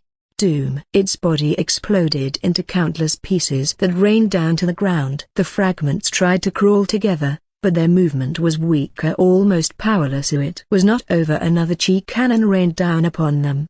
Boom, boom, boom. All the fragments completely stopped moving and dissolved into the air. The other 4 god spawn roared as a new enemy appeared and quickly dashed toward that person, moving mindlessly. On the other side of the battlefield, a young man wearing a black gold robe stepped onto the scene. The disciples of the Golden Sword sect were stunned by the appearance of this newcomer, who seemed to have achieved Tao to a certain extent. It was the only explanation for someone who could completely kill a god spawn without the help of a Tao talisman. 8 of the remaining disciples quickly activated their talismans once more, and a faded aura of Tao appeared to cover them as protection against the god spawn. However, their target was not the creature but the traitor. The traitors, also stunned by the newcomer's appearance, could barely process what was happening when 8 disciples of the Golden Sword sect already approached them. They only had 15 people in their group, and with such a small number, they couldn't fight against the powerful forces of the Overlord's disciples. The battle soon split into 2 separate fronts. In one, the young man in the black gold robe faced off against 4 god spawn. In the other, 8 disciples of the Golden Sword sect clashed with 15 black-masked attackers from an unknown faction. The young man in the black gold robe was incredibly powerful. Each of his palm chi attacks shattered the god spawn into pieces, rendering them into nothing more than helpless chunks of meat. These fragments were dangerous to anyone without protection. They could pierce human skin and consume them from within, but they posed no threat to the black gold-robed cultivator, as his aura burned the fragments alive upon contact. In his battle, it became a matter of how many attacks he needed to deliver before the god spawn would be completely destroyed. Meanwhile, the 8 disciples wielding swords fought with speed and precision. Their golden chi was dense and sharp, incomparable to that of any other cultivator on the continent. Their sword chi sliced through the black-masked attackers one by one. However, when the black-masked group began to lose ground in the battle, some of them started to flee in different directions, leaving their comrades behind. Unknown to them, before they could escape further, a mysterious claw struck, separating body and head from one of their number. Boom, boom, boom. After 10 minutes of fierce attack, all of the god spawn were completely destroyed, turning into dust. The young man in the black gold robe then turned his attention to the other side of the battlefield, where 8 disciples were now fighting the last 4 black-masked attackers who had been left to die by their comrades. Soon, all of the black-masked attackers dropped dead, leaving the area with only 9 survivors and 1 spirit beast lurking in the shadows. The disciples of the Golden Sword sect turned their gazes toward the mystery cultivator in the black gold robe. If they looked carefully, they would notice the golden ring inside his pupils and the gray cat perched on his head, appearing as if out of nowhere. Hengsheng was stunned by the quest he had received from the random quest generation. He squinted as he read the details of the quest. Blue, Do you have any more information about this quest? He asked, hoping she might have additional details since her system had generated the quest. Wait a moment, Master, I will review the system log for a second, she replied, not keeping him waiting for long. Master, the quest was generated from the largest causality impact across this entire secret land. It is so significant that all other causality is worthless, so that's all I know, she said, her voice laced with curiosity about the unfolding events. All right, thank you for your help. Let me know if you need me inside the system world, he quickly added, not wanting to disturb her work. Yes, Master, she responded, and her attention swiftly returned to the system world. Hengsheng frowned at what he had heard. It seemed he had hit the jackpot. Had he not received this quest, he might never have learned about the disaster. Even though he did not fully understand what calamity chi was, it certainly did not bode well for him or for the rest of his clan. Hengsheng quickly activated Heavenly Insight mode. This time, he set it to search for his quest target. Heavenly Insight mode activated. 100 system points deducted. 1 o'clock, 0:24 and 59 seconds. Hengsheng's pupils then displayed a golden ring inside it, and he began to see countless transparent liners, only one of which caught his attention. It was a causality line that linked his quest panel to the quest's target. Hengsheng quickly followed that direction. If I remember correctly, the first elder said not to pass the barrier to the inner circle of the outer rim, as it might offend the overlord. But according to the quest, they do not seem to be in good shape. It should be okay, right? He decided not to worry about whether he would offend the overlord. However, if they lost the so-called artifact and calamity chi descended, he would be in trouble. After he traveled for a while, Yansu began to react as she started hissing. Hengsheng frowned because he knew what that meant immediately. The god spawn around here was the name of a strange monster he had heard not long ago. Soon, Hengsheng began hearing the sounds of battle, so he slowed down and approached the battlefield carefully. From afar, he saw a group of 9 golden-robed figures, and he immediately recognized them as disciples of the Golden Sword sect. They were now fighting against 15 attackers wearing black masks and similar robes to those of the Thunderclap Blade sect he had killed before, but their technique was not that of lightning or thunder. Instead, it was a strange chi with an oppressive aura. They were not only fighting the black-masked attackers, but also the god spawn. Hengsheng saw one of the god spawn sealed in the air by the golden sword seal formation as it tried to break free but failed, while another 4 god spawns were being beaten into pieces by 9 disciples, without any chance to fully recover. Hengsheng became confused. Doesn't the quest say they should be in bad shape? Then why do they seem to be okay? He thought the disciples of the Golden Sword sect would be in trouble, but what he saw made it appear they were holding their own in the fight. Hengsheng observed the 9 disciples closely. He could feel a Tao aura emanating from their bodies so similar to his own Tao heart aura, but it felt weak, as though it were only at the surface. What fascinated him was the way they used that aura during combat. Every time their Tao aura struck a wound, it actively suppressed the god spawn's regeneration ability. He had never known it could be used that way before. Usually, he would simply attack the enemy repeatedly without doing anything actively to affect the wound's healing. As he watched them fight, he thought that perhaps he wasn't needed after all. From his perspective, they seemed to be doing fine unless something unexpected happened. Unexpectedly, the Tao aura that enveloped their body suddenly faded, and one of the disciples was killed instantly. Hengsheng immediately became alert. He stopped, hesitating. He couldn't let them die. He quickly prepared his technique, the Heaven's Pulse Fist technique, and swiftly formed a 7-colored fist chi within his fist, ready to release. Yansu, stay hidden around the area. Don't let any black-masked attackers escape, he ordered Yansu in a serious tone. Meow, she replied, jumping from her spot and looking at his face before her body dissolved into the shadows of the bamboo forest. Crash! Then he saw a god spawn break free from its seal in midair and rush toward the group of 8 disciples on the ground. Not waiting a moment longer, he released his massive 7-color fist chi to strike the target in midair. Doom! That attack carried the full power of his Tao heart. He could sense that the god spawn was about to die, so he released his chi cannon to finish the job. Boom, boom, boom. Ding! You have earned 1000 SP. Raw. 4 other godspawn rushed toward him as soon as they noticed his arrival. Hengsheng attacked each of them with his palm chi, shattering their bodies. He kept attacking them non-stop, not letting them regenerate at all. He also used the technique he learned from watching the disciple of the Overlord fight. Its effect was great. He could sense that the Dao Heart aura was dealing damage over time to the god spawn. The battle lasted for 10 minutes before his attack drained their essence dry, stopping their regeneration and leaving them completely dead.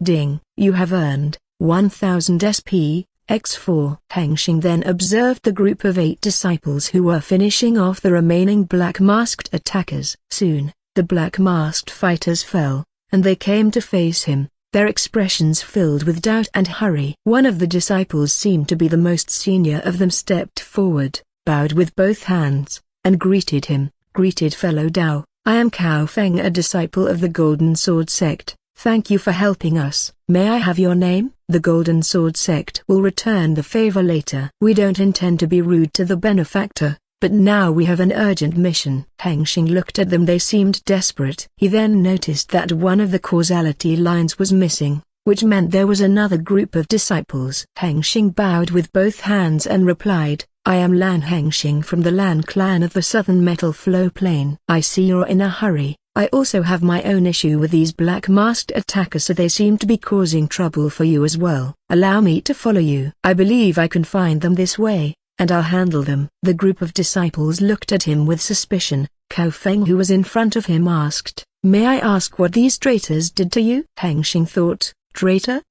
Before replying, I found out that these people are responsible for the appearance of the strange white demono. It killed many of my clanmates. I have come to avenge them. When he answered, the disciples nodded in understanding. Their doubt had lessened, though they remained guarded. Then please follow us quickly, one of them said. Without any extra words, they began moving west. Hengsheng watched them dash in the same direction as the missing causality line, and he quickly followed. As he observed the Golden Sword sect disciples, he noted that they were nearly comparable to him. When he did not activate his Dao Heart aura much stronger than Xiaorong, who now should enter the spiritual foundation realm already, the number 2 in his clan's young generation, it was like a complete joke to compare them. He did not expect that the Overlord's disciples could be this much stronger compared to other factions, thanks to both superior resources and technique.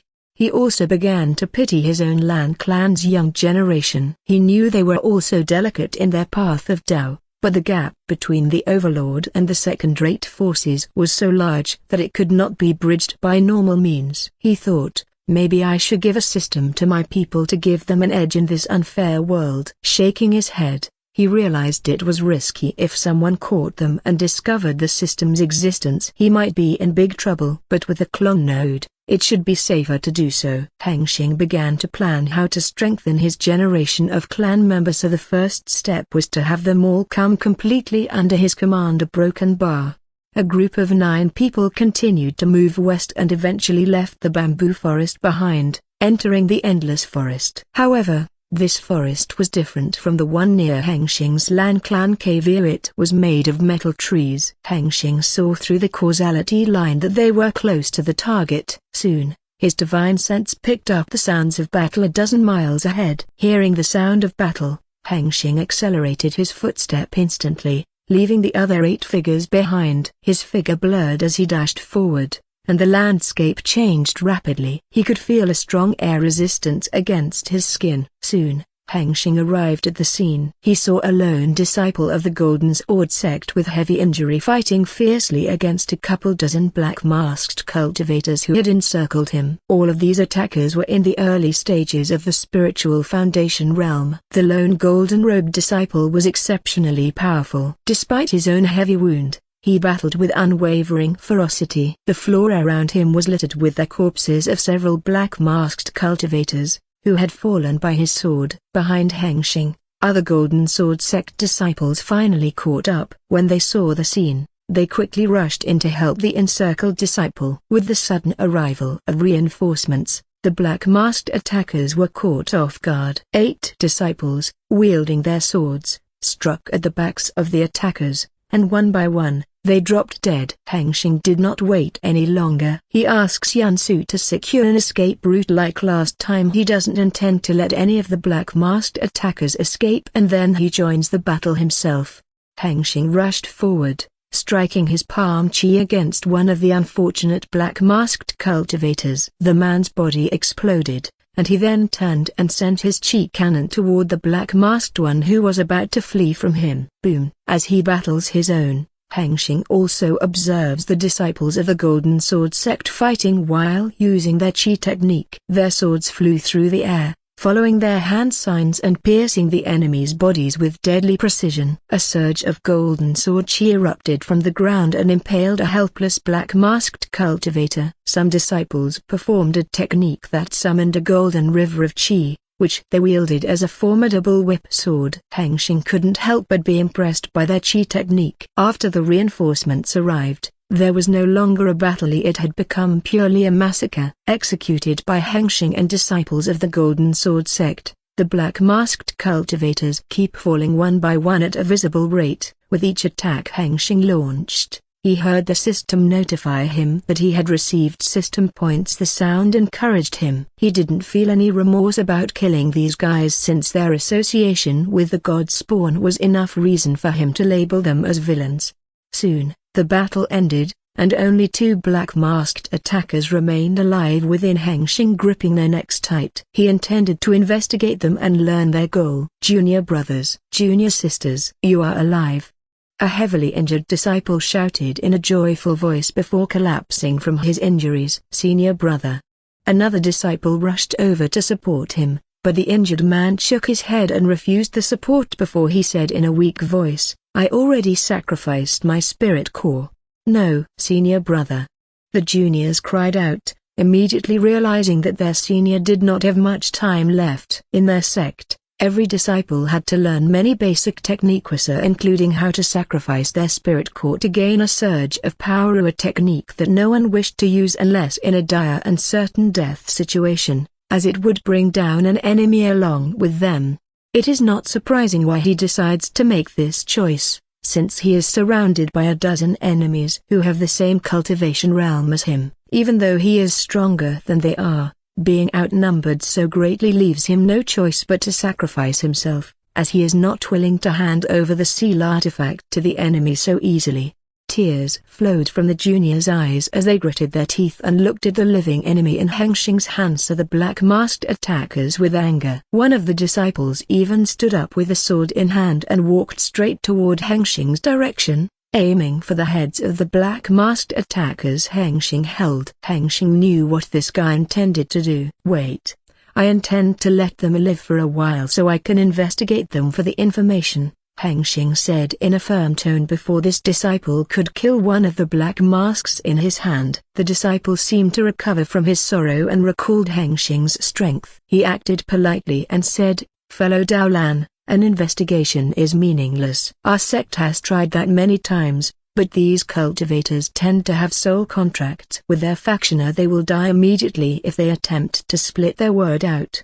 Hengsheng frowned. He hoped he could get something out of them if he tried, but he also had expected something like this. Since he couldn't gain anything from them, he increased the pressure in his hands. Bob, ding, you have earned 120 SP, X2. Their heads exploded under Hengsheng's grip, and the disciples watched in horror at his ruthlessness before stepping back to regroup with other disciples who were still mournful beside their senior brother.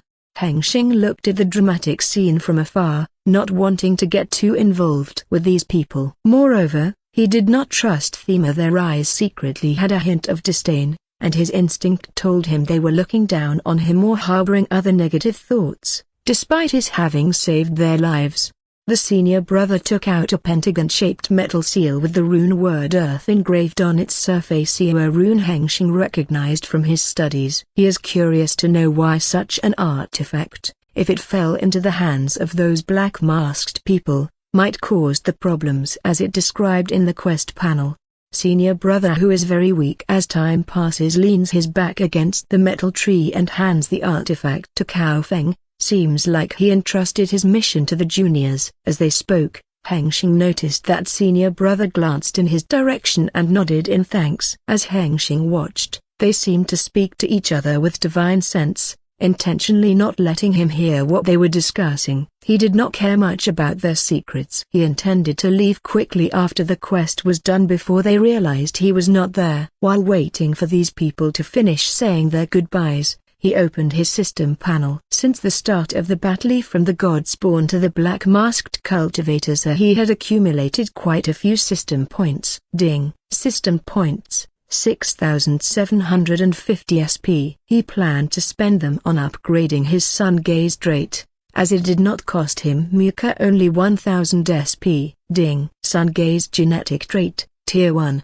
S. Upgrade requires 1000 SP. 1000 SP deducted. Sun-gaze genetic trait upgrading a broken bar. The next moment, Hengsheng felt a burning sensation in his eyes. It hurts, he thought. He closed his eyes and pretended to rest. He couldn't show his vulnerable side to anyone, especially not before those he did not trust. He focused his divine sense as if using it as his eyes, and observed what was happening to his eyeballs. He saw that his entire eye was being reconstructed. He couldn't see the change at the cellular level because his divine sense was not that powerful, but the process did not seem to finish quickly. With his eyes closed, Hengsheng noticed that the senior brother had already passed away and that his corpse had been stored in their space ring. After a while one of the disciples walked toward him. It was Cao Feng. Cao Feng's eyes narrowed with concern as he addressed Hengsheng. Fellow Dao Lan, we will leave now. Do you still wish to come with us? Yes, I think it's better to send you guys to a safe place since this is something those black-masked attackers do not want. I will help you, Hengsheng replied while closing his eyes, a gesture that puzzled Cao Feng. Waiter, why are your eyes closing like that? Cao Feng asked, his tone edged with confusion. Hengsheng showed a calm smile and then he replied shamelessly, sometimes, to fully understand the flow of nature, one must surrender their senses of oneself to the flow. Cao Feng was even more confused by his nonsense words. Ahem, a broken bar. Then follow us closely. We will head west. Our destination is very near, only 3 days away at our current speed. As Cao Feng and the others hurried off toward the west, Hengsheng followed them closely with Yunsu above his head. Axeman opened his eyes after hearing a report from his subordinate that they had lost track of the group of disciples fleeing with the Earth Seal Cow formation. A heavy sigh escaped him as he muttered, "It can't be helped." His voice, edged with irritation, conveyed the gravity of the situation. Confronting the Overlord's army of disciples at the Metal Seal location head-on was out of the question, as they would surely lose. Without hesitation, he commanded, "Summon everyone, we will use the last plan." The subordinate's face drained of color as he swallowed hard, knowing well that the last plan involved deploying a large number of god spawns to swarm their enemy.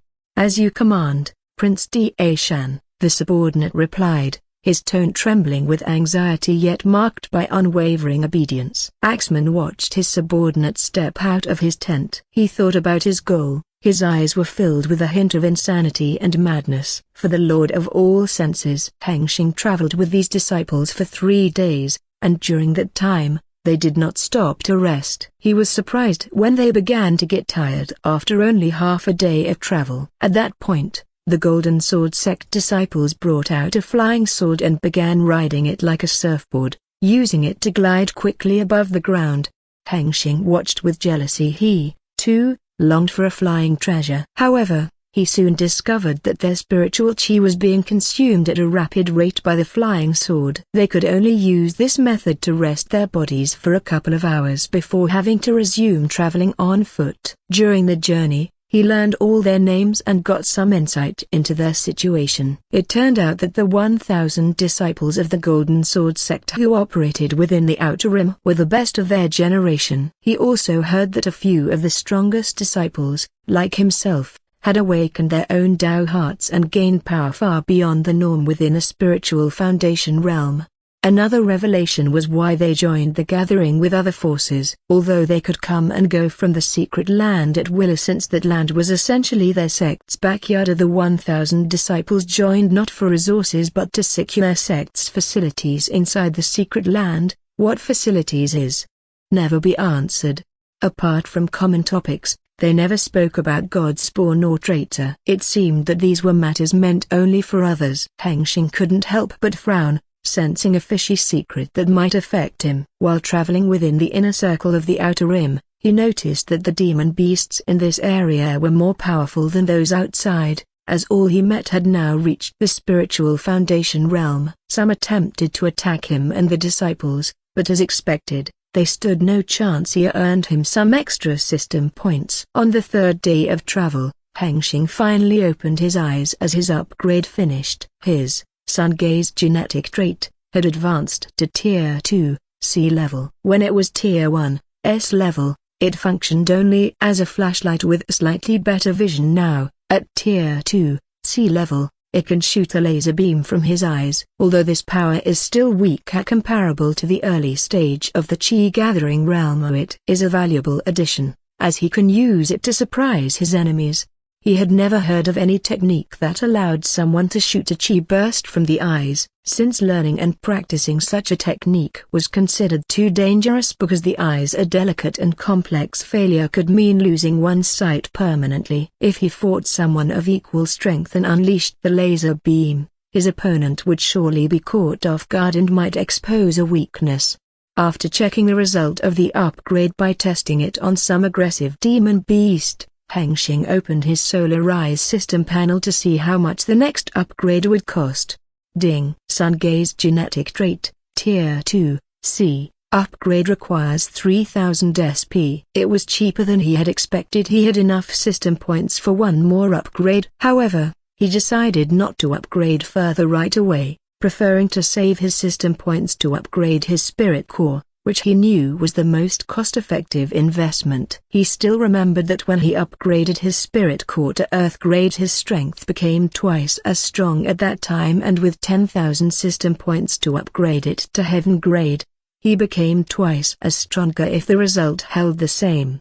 "Everyone, we are almost there. Please stay alert," shouted Cao Feng, who led the group forward, warning them to be careful, as the enemy might attack at any moment. The disciples grew tense, expecting an ambush. Meanwhile, Hengsheng activated the 3D map function by spending 100 system points to scan the area within a 10-kilometer radius. He found no sign of black-masked cultivators or god spawner, only demon beasts. He did not lower his guard, for he knew this world contained many methods and techniques beyond his understanding. There is no guarantee that his system is absolute. Soon, he noticed Cao Feng ahead slow down and stop in the middle of the metal tree forest. Hengsheng saw the disciples nod at each other and turned their gaze toward him. He immediately became alert, suspecting a possible betrayal. Although he appeared clueless on the surface, he was already secretly calculating his spiritual qi. Cao Feng walked toward him and he said, "Fellow Daolan, we have arrived at our sect facility." Hengsheng was momentarily confused, as there appeared to be nothing around here, only the metal tree. But then he realized it was a hidden formation, or a high-level one that emitted no natural qi or other sign of inconsistency, an entirely different level compared to the one he set on the entrance of the Lan Clan base. He gazed at his active 3D map, and noticed that the area in front of him appeared as a blank space. Here no sign of trees or any features on the map, are completely at odds with the vision he had seen with his own eyes. "But we can't let outsiders enter because of safety reasons. So, I am afraid we might have to separate now, fellow Daolan, and I will surely speak to the sect to reward your deeds once the gathering ends," Cao Feng said, bowing with both hands in apology. Hengsheng looked closely at Cao Feng and the disciples' movements. It seemed they were not betraying him as he had expected, which was good since he did not want to drag his clan into conflict with the Overlord's disciples.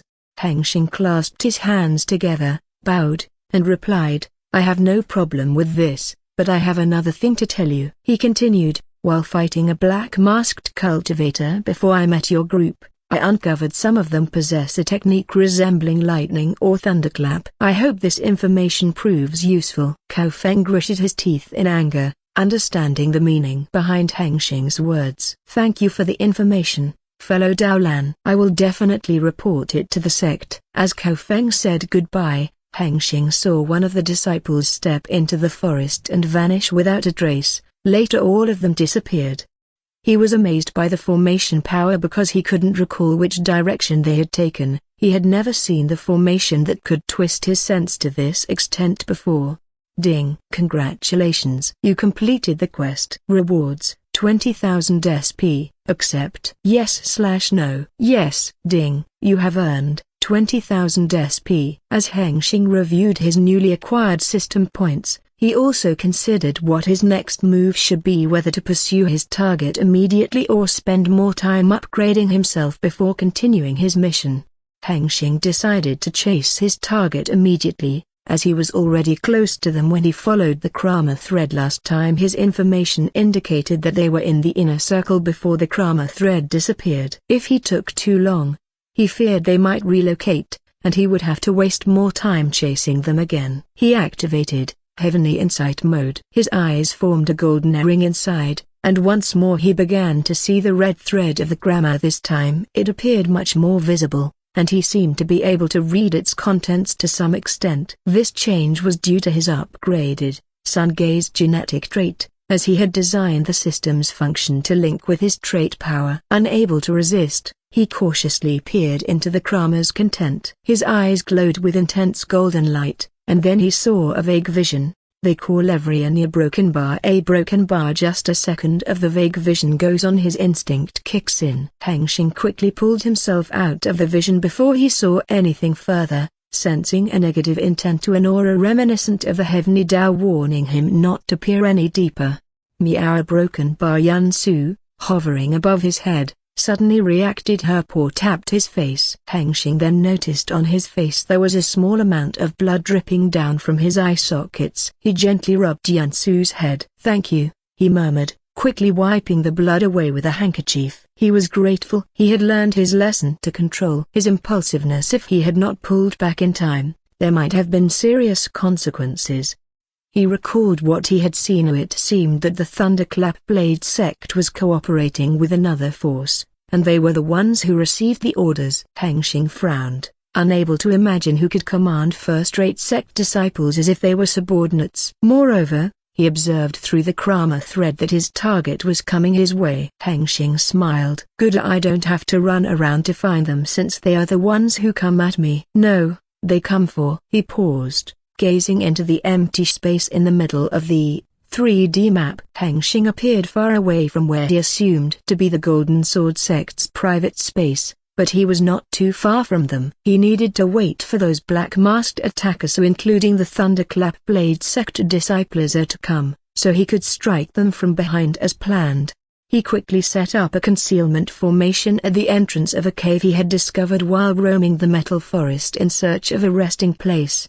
According to his calculations, it would take a week or two before an enemy reached this spot and attacked the Golden Sword sect's place. He planned to use this time to spend his system points and strengthen himself as much as possible. If he was not mistaken, those black masks would surely bring the god spawn with them. He also had to find a way to fight off that monster, since relying solely on his Tao heart to destroy it took too much time. He considered creating a system to counter them specifically, but he knew too little about their origin or true nature. He only knew that Tao aura could hurt them. With no clear base idea used to build a system to oppose them directly, he resolved instead to improve his utilized Tao heart. After finishing his concealment formation, Hengsheng meditated inside the cave and opened his system panel to review his progress. At that moment, he felt a surge of happiness as he saw his system points. Even though he had used them to upgrade his spirit core, he still had 15,000 points left to improve other things such as his abilities, skills, or maybe his human race. He suddenly had an idea. Perhaps he could upgrade his race directly through the system. Hengsheng slapped his own face in disbelief for not noticing this possibility before, and he quickly checked his idea by using the upgrade function on their race section. Human race upgrade requires 10,000 SP. Human race upgrade options. A broken bar. A broken bar. Hengsheng raised his eyebrows. It really works. Immediately, he decided that after upgrading his spirit core, he would upgrade his race. "This is going to hurt. Yansu-sama, please protect me. I can't use my chi while I upgrade my core," he said. "Meow." Yansu nodded as she accepted the quest, then moved her paws around as if trying to tell him something. Hengsheng watched, trying to decode her message. "Are you unhappy?" he asked. "Meow." She nodded and continued moving her paws. Hengsheng finally understood. She was upset that she couldn't hunt the hateful god spawn. "Okay, I will try to do something for you then," he promised. "Meow." With his answer, she calmed down and lay on his lap. Without wasting any more time, Hengsheng began his spirit core upgrade. Ding. 10,000 SP deducted. Upgrading the quality of the spirit core, a broken bar. Just like last time, the process was painful. Once again, the 7-color flame appeared around his spirit core and slowly refined its quality. But unlike before when he could only watch it burn away impurities without learning anything except its appearance, here this time he possessed a divine sense. Hengsheng sent his divine sense to observe the 7-color flame closely. As his divine sense approached, he sensed that it was an aura. He felt an aura it emitted similar to something, but he could not recall exactly what. As he watched the flame burn away the impurities from his spirit core, he was amazed by its nature. At that moment, he decided to activate his Tao heart to increase his comprehension ability. With his Tao heart open, the aura he felt from the 7-color flame became clear. He immediately recognized the similarity. It was the law, akin to the one inside his system world. The laws and the Tao are close and similar, but now Hengsheng could separate them through his understanding of the Tao when he awakened his Tao heart and his experience of the laws when he created the system world. The law is the cosmic blueprint of the rules that govern everything. It is rigid and scientific, and unlike the Tao, which is more spiritual and flexible, representing how one spirit harmonizes with cosmic order. The 7-color flame refining his spirit core was a manifestation of the law of fire and the law of creation. He did not know how his system could make this manifestation, but it was valuable information in itself since it made him understand his system's power and boundaries of what it was capable of.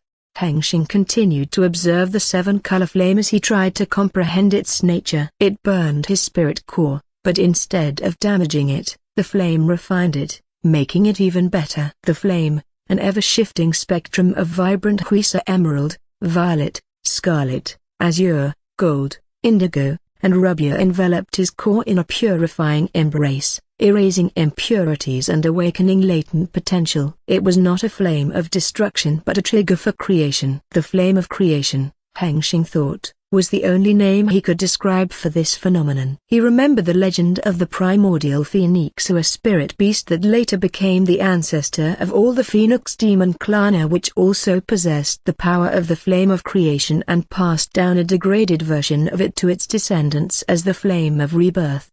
As Hengsheng observed and tried to comprehend it with his divine sense and Tao heart, he realized he had no clue about the creation law part. His cultivation realm did not allow him to grasp such a high-level law. Yet, he came to understand something about the meaning of the fire. With the knowledge he had gained from Samuel's life simulation, his understanding of science and physics was advanced enough to call him an expert. He noticed that the flame burning his spirit core was not just simple combustion or any ordinary heat-producing method. Its true nature was far deeper. In fact, the flame was not even truly present here, though it appeared right before his eyes. It was merely an illusion. The true source of the flame existed somewhere else. The illusion before him was produced by its power, sent along a quantum pathway that bypassed all the time and space that he understood. The true nature of the flame was the primordial state of matter. Burning was merely the process of change. The ash was simply the incomplete result of matter conversion, and the heat was the result of the matter returning to its original, unformed state.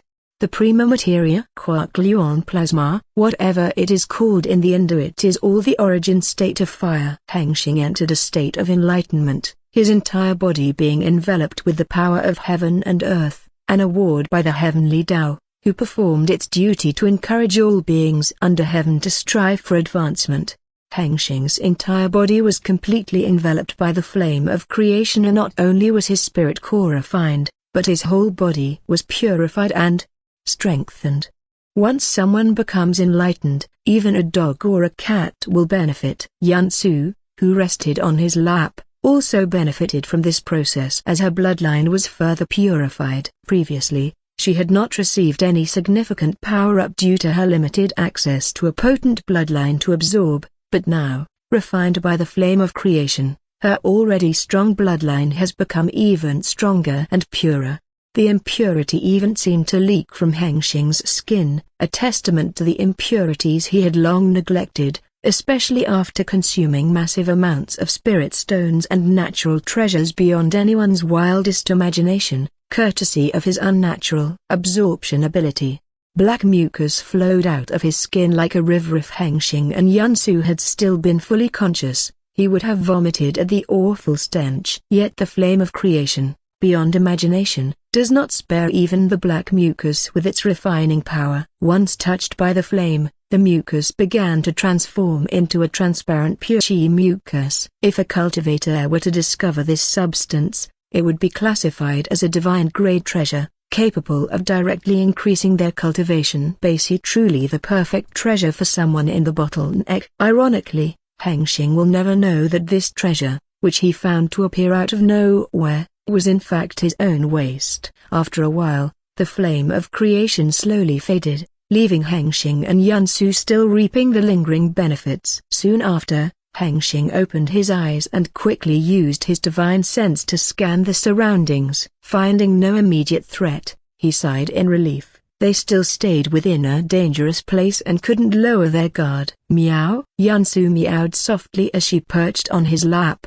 and then Hengsheng noticed that transparent mucus, emitting an aura of divine-grade treasure, clung around his body. Confused, he wondered, what the heck is this? Where does it come from? Without further questioning, he gathered all the transparent mucus with his divine sense, afraid it might disappear, and stored it in his system space, within the system world. A free treasure. Thank you, Heavenly Tao. He then gently rubbed Yansu's head and chin while observing himself with his divine sense. He noticed that his spirit core was now completely upgraded, and his entire body surged with power. He felt at least twice as strong, if not more. Most importantly, in the attainment section of his system panel, a new element appeared. Ding! The strongest cultivator system panel. Name: Lan Hengsheng. Race: human. Spirit core: system neutral. Spirit core: heaven. Cultivation realms: spiritual foundation, 18.61%. Cultivation techniques: the System World Creation Manual. Attainments: Tao Heart, Law of Fire. Status attributes: overall battle power, Tier 3, B. Physical, Tier 2, S. Energy, Tier 3, C. Unity, Tier 3, S. Abilities skills, Tier 3, C. Traits: the System World, Tier. The Sun Gaze Genetic, Tier 2, C. Abilities skills library, abilities: Super Divine Sense, Vast Meridian. Combat skills: Thousand Motion Art, Endless Step Technique, Horizon Shift Technique, World Shatter Palm Art, Chi Surge Cannon Technique, Heaven's Pulse Fist Technique, Pure Chi Rebound Technique. Secondary skills: Hidden Mind Sutra, Basic Formation Mastery, Basic Artifact Crafting, Basic Rune Engraving. Auxiliary systems: 3/4, Life Simulator System, Tier 2, S. The Supreme Administrator System, Tier 3, B. The Solar Rise System, Tier 3, B. Available functions: absorption, upgrade, inspection, concealment. System points: 15,750 SP. Hengsheng was quite satisfied with the result of his upgrade and unexpected enlightenment. He raised his right hand, and a flame appeared above it, a flame he summoned with his understanding of the Fire Law. He played with the flame for a while, sometimes making it hot and sometimes just warm. Yansu tried to slap the flame on his hand, but when she did, she became confused because she did not feel the heat that a flame should have. The law was unlike the Tao, which divides its power largely by the Tao levels such as Tao Seed, Tao Blossom, and Tao fruit. The Tao also grants an unimagined spiritual power to the possessors. The law, on the other hand, does not grant magically powerful strength to its possessor directly, nor is its power divided by level like the Tao. Rather, its strength depends on one's understanding and how one utilizes it. His understanding of the law was still at the surface level at the moment. He only comprehended the state aspect of fire. There were more aspects of the fire law waiting for him to discover. Once he mastered the fire law under his command, its power would grow even stronger. Satisfied with his experiments, he put the flame down. Meow! Yansu, still wondering about the flame, cried out. Hengsheng gazed at her pitiful kitten eyes. His expression softened as he summoned a solid fire marble and tossed it on the floor. Yansu's feline instincts kicked in, and she quickly chased after the red, glowing marble. He looked at the cat with happiness and then noticed the time on the system panel. It seemed that the whole upgrading process had taken him a full day. Hengsheng thought about how his sense of time had changed since he started cultivating before. Sitting alone in a dark room for a day was abnormal, but now it had become the norm for him. In addition, other than the new element in the attainments section, he also found that his physical power had increased slightly. He assumed this might be due to his upgraded spirit core or comprehension of the law. However, the sudden boost in body strength disturbed his plan to upgrade his race, as he did not want to do so while his body was still unstable. Instead, he made a change to the plan. He would upgrade his race once his body stabilized within the next week. That left him 5,000 system points to spend. He began checking each of his abilities and skills that could be upgraded with those points, but the results disappointed him. Most combat techniques were too expensive. The cheapest, the Chi Surge Cannon technique, required 6,000 system points to upgrade into a pseudo-heaven grade technique. He and his two main abilities cost more than 100,000 system points each. The secondary skills were upgradable, but he did not want them at the moment. With nothing left to spend his system points on, he turned his focus to preparing himself for battle. "Master?" Blue's voice rang in his head. Then Hengsheng recalled that there were other tasks he needed to attend to besides draining a check on his system world, which he had left Blue to manage for a while. "I am here." "How is it going there?" he asked with curiosity. "The progress of the system world is good, but there are some structural issues. I need your personal intervention to resolve them." "Master, are you available?" "Yeah. I will be going in." "Wait a second then," he replied, turning to Yansu, who was still playing with the fire marble. "Yansu, do you want to come with me?" he asked. Mew. She quickly left the fire marble and jumped toward him. Hengsheng caught Yansu in his arms and sent his divine sense to envelop her body. In an instant, she disappeared from this world as she had now entered his system world. Without hesitation, he closed his eyes and sent his consciousness entered the system world. He appeared on the Mara, the last location he had stayed at before exiting the system world last time. He waved his hand, and a grey cat appeared in his arms. "Meow." Yansu looked around with curiosity and struggled to free herself from his arms, but Hengsheng did not let her go, as he now understood why Blue needed his help. He looked beyond the planet into the vast cosmos above his head. Unlike the first time when he created the system world and there was nothing, now it had become orderly and filled with habitable planets, though, unfortunately, no mortal life had been born or could survive there. The reason was the presence of 12 beings, a powerful tier 10 beings at the source of the origin, and Blue was also there. Hengsheng looked at the kitten in his arm, who still struggled to break free to explore the new place. He bestowed upon Yansu the power of the origin to protect her from the harmful aura emitted by those 12 beings. A white light aura enveloped her body for a second, causing her to pause her wriggling in surprise, before Hengsheng released her. "Meow?" she asked. "What is that light?" "It is just a protection. I will go meet my administrator for a while. You stay here and don't cause any trouble, all right?" he said. After he left, he did not notice that her cat eyes had suddenly turned sinister. Hengsheng then appeared above an immeasurably massive white star, the source of the origin. On the star's surface, he saw 13 figures, including the angelic machina, Blue, the supreme administrator system. The other 12 figures, with different shapes and auras, he assumed were the primordial gods Blue had mentioned to him not long ago. Shortly after his appearance, some of them began to notice his presence. He slowly floated down onto the star's surface and observed the 12 figures. Each one emitted a different aura of the law. Some displayed one law, others 2 or more, but all seemed to possess power on par with each other as a tier 10 being. Their auras were powerful, yet nothing compared to Blue, who processed the origin power. Among these 12 figures, the most eye-catching was a massive giant dragon reminiscent of those in Western fiction. Its scales glowed with every color of all spectrums. The dragon emitted the aura of multiple laws,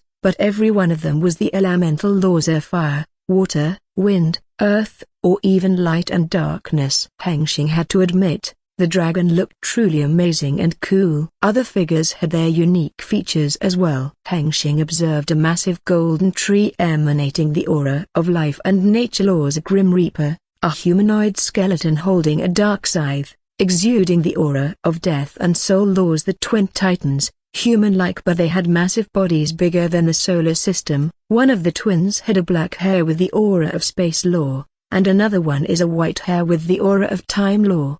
There was an angelic being with a light halo above his head and 12 pairs of white wings emitting the aura of creation law. A demon being bulk body, a large horn, and a massive pair of bat wings, exuding the aura of destruction law. A formless, ever-changing being that seemed to emit the aura of chaos law, and a cube-shaped machine entity that rotated continuously at a consistent rate, emitting the aura of order law. Then there was a massive spider whose upper torso was that of a female human, and on her face, there were numerous eyes.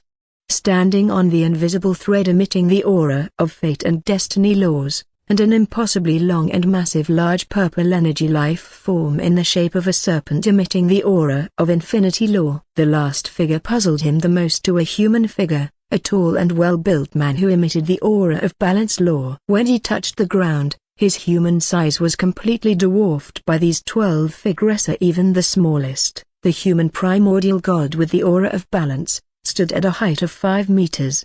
"What are you looking at? Quickly bow to your lord," the system maker, Blue, the angelic machina, shouted, displeased with the primordial gods who continued to observe her master like a rare animal. With her shout, each of them began to show some respect to Hengsheng. However, he sensed that they did so only out of fear of his administrator's power. Hengsheng shook his head. It seemed he had to assert his authority for once. With that thought, he emitted the aura of the Supreme Being toward the primordial gods. The 12 primordial gods suddenly experienced immense pressure that they had never felt since they came into existence. Not even the Supreme Administrator could impose this kind of pressure on them. The immeasurable divine energy and the power of laws they were born with had now become powerless. They could not even control a tiny fraction of it to resist the pressure. Hengsheng observed their pitiful attempts to resist his supreme presence. The primordial gods, who have been born alongside the universe, now lay powerless on the floor of the White Star. They were no different from mortals, if they did not even know what are mortals. The humanoid and animal-like primordial gods crawled on the floor of the White Star, succumbing to their own massive weight. The formless one and the cubing machine had completely stopped moving, as if they were dead, while only the tree and the serpent seemed unaffected. But it was only on the surface. Even their souls were struggling like those of the other primordial gods. It took a while before Hengsheng decided to lower the pressure he had asserted on them, and in the next moment, the primordial gods began to feel their power return. They looked at Hengsheng with fear in their eyes. Blue, who stood at the side, smirked at the cocky primordial gods as her master was teaching them a lesson. "Now you know your place here. Let's start introducing yourselves to the true master of this world," Blue interrupted the primordial gods, who were still regaining their power and did not know how to react in front of Hengsheng. They began to exchange hesitant glances. The dragon was the first to step forward and speak in human language. "Greetings, Lord a Broken Bar." The dragon seemed unsure of what to call him, as if he had not paid attention when Blue mentioned his title. "You can call me the System Maker," Hengsheng replied. The dragon looked puzzled by the title, as he did not understand what the system was. "Greeting, Lord System Maker. I am Drakroma, the primordial god of all elements, and I welcome you, the dragon said in a deep voice reminiscent of that of a wise old man. Hengsheng knew that these primordial gods were only a few days old after the creation of the universe, far from mature. Hengsheng nodded in acceptance of Drachroma's polite greeting. Other primordial gods began to come forward one by one to greet him, even if it was all just formalities, since he already knew their names and how they came to exist in this new universe at the moment he stepped into the system world with his omniscience. These primordial gods were beings born automatically by the law in the early universe. Their purpose was to accelerate the progression of the cosmos. Without them, the first life forms would have taken more than 1 trillion years to emerge naturally after the universe was created. They also did not usually have a good ending when their work was done. The universe would deem them unnecessary and a threat to other life forms. Then fate and destiny would try to get rid of them, either by the rise of a new god or through a great calamity. One by one, the primordial gods came to greet him. Hengsheng recalled their names, thinking of them as his new residents in his system world similar to Blue. The tree-like entity was Erden, the primordial god of life and nature. The Grim Reaper called himself Morthus, the primordial god of death and soul. The twin titans were Celion and Kronos, representing the primordial gods of space and time, respectively. Next came a female, 12-winged angel named Auriel, the primordial god of creation, followed by a fearsome, bulky demon named Diaboras, the primordial god of destruction. This being seemed to worship Hengsheng because of his overwhelming power. A formless entity, unable to speak like the others, communicated through a soul language. Instead it was Kos, the primordial god of chaos. Then a cube-shaped machine with a robotic voice introduced itself as Logos, the primordial god of order. A being that, like Diaboras, appeared to revere Blue for embodying perfection of the order, in its minds.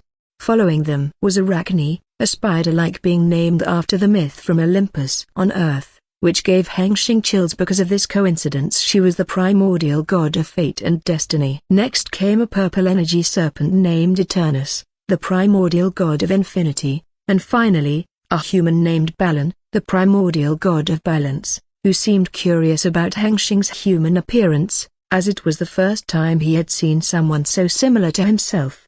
After the primordial gods had introduced themselves, Blue approached him. Master, a broken bar. Because of these primordial gods, the progression of the system world is halted for a while, so broken bar she began. Before she could continue, Hengsheng sent her a gesture. He already understood the problem. The issue, as she mentioned, was that the aura of these primordial gods was harmful to the universe. It prevented normal life from being born, for any such life would collapse and die immediately due to the overwhelming aura. This problem was not truly the fault of the primordial gods, but it was caused by the universe's small size, which forced their auras to compress into a limited area and hinder the emergence of common life.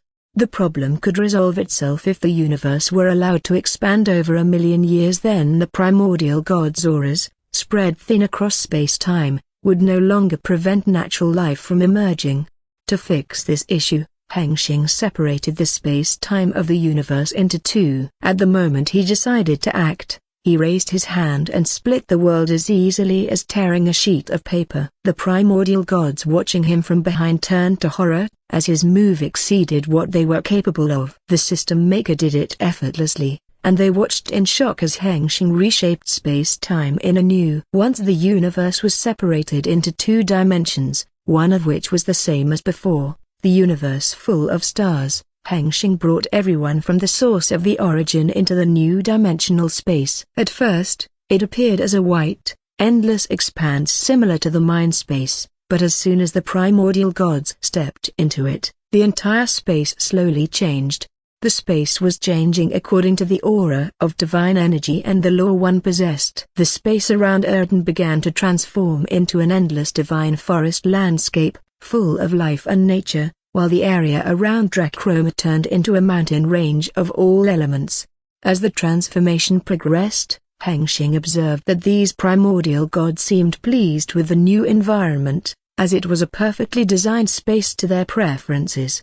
"This is amazing, Master." "What do you call this place?" Blue, standing by his side, marveled at the nature of this world. She could clearly see the order of the space and understood that it was meant to house powerhouses who possessed divine energy, providing the ideal environment for them to comprehend the law.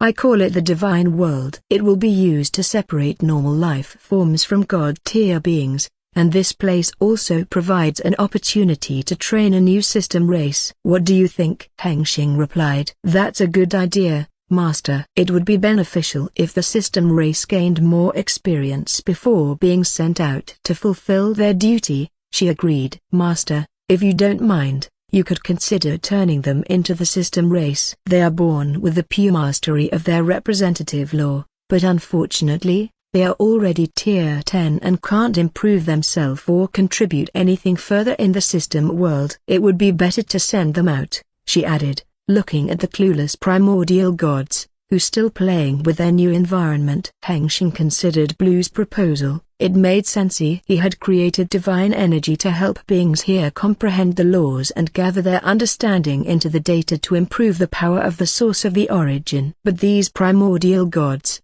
born with tier 10 and natural ability to wield the law, did not truly comprehend it. Leaving them here would bring nothing to the system world. It is a good idea, but do not rush things. These guys are still young. Let them have a joyful time in this world. When they grow enough to know things better, then you may approach them, Hengsheng said as he and Blue discussed the progress and next steps. At that moment, the primordial god of creation seemed to notice that they could not return to the world of stars. Lord System Maker, you'll lock us up here? Oriel, the angel, asked with worry in her voice. As primordial beings, their pride was in their essence. Being submitted to others was already degrading. They could not help since the other side was the true owner of the universe, but treating them with disrespect was another thing, and they were unwilling to accept it. Hengsheng read her mind and shook his head. No, it is just temporary. Your true body will remain here until the universe is strong enough to hold your presence. However, you can send your avatar into the world of stars, provided the avatar is equal to or below tier 7 in power. Hengsheng explained to the primordial gods, who were still confused about why they had to stay here, and then Hengsheng gathered them all to assign them a new duty to assist the Supreme Administrator in managing the world. Do you know why this world is called the System World by me and the Supreme Administrator?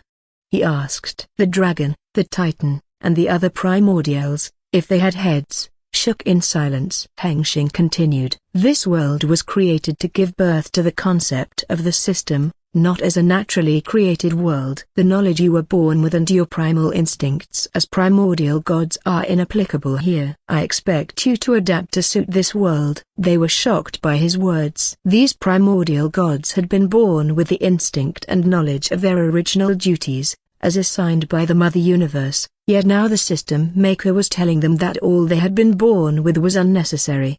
Beep. Sir System Maker, if what you say is true, then what is the purpose of our existence? Logos, the machine-like primordial god, spoke in its robotic voice, as the being of the order. Its existence without purpose or duty was unacceptable. Hengsheng paused for a second before replying, none. At his answer, the primordials grew tense. They understood that they were now deemed unnecessary, and the instincts of the primordial gods told them that when they were no longer necessary their end was nearer, even though they were only a few days old and not ready to be erased from existence.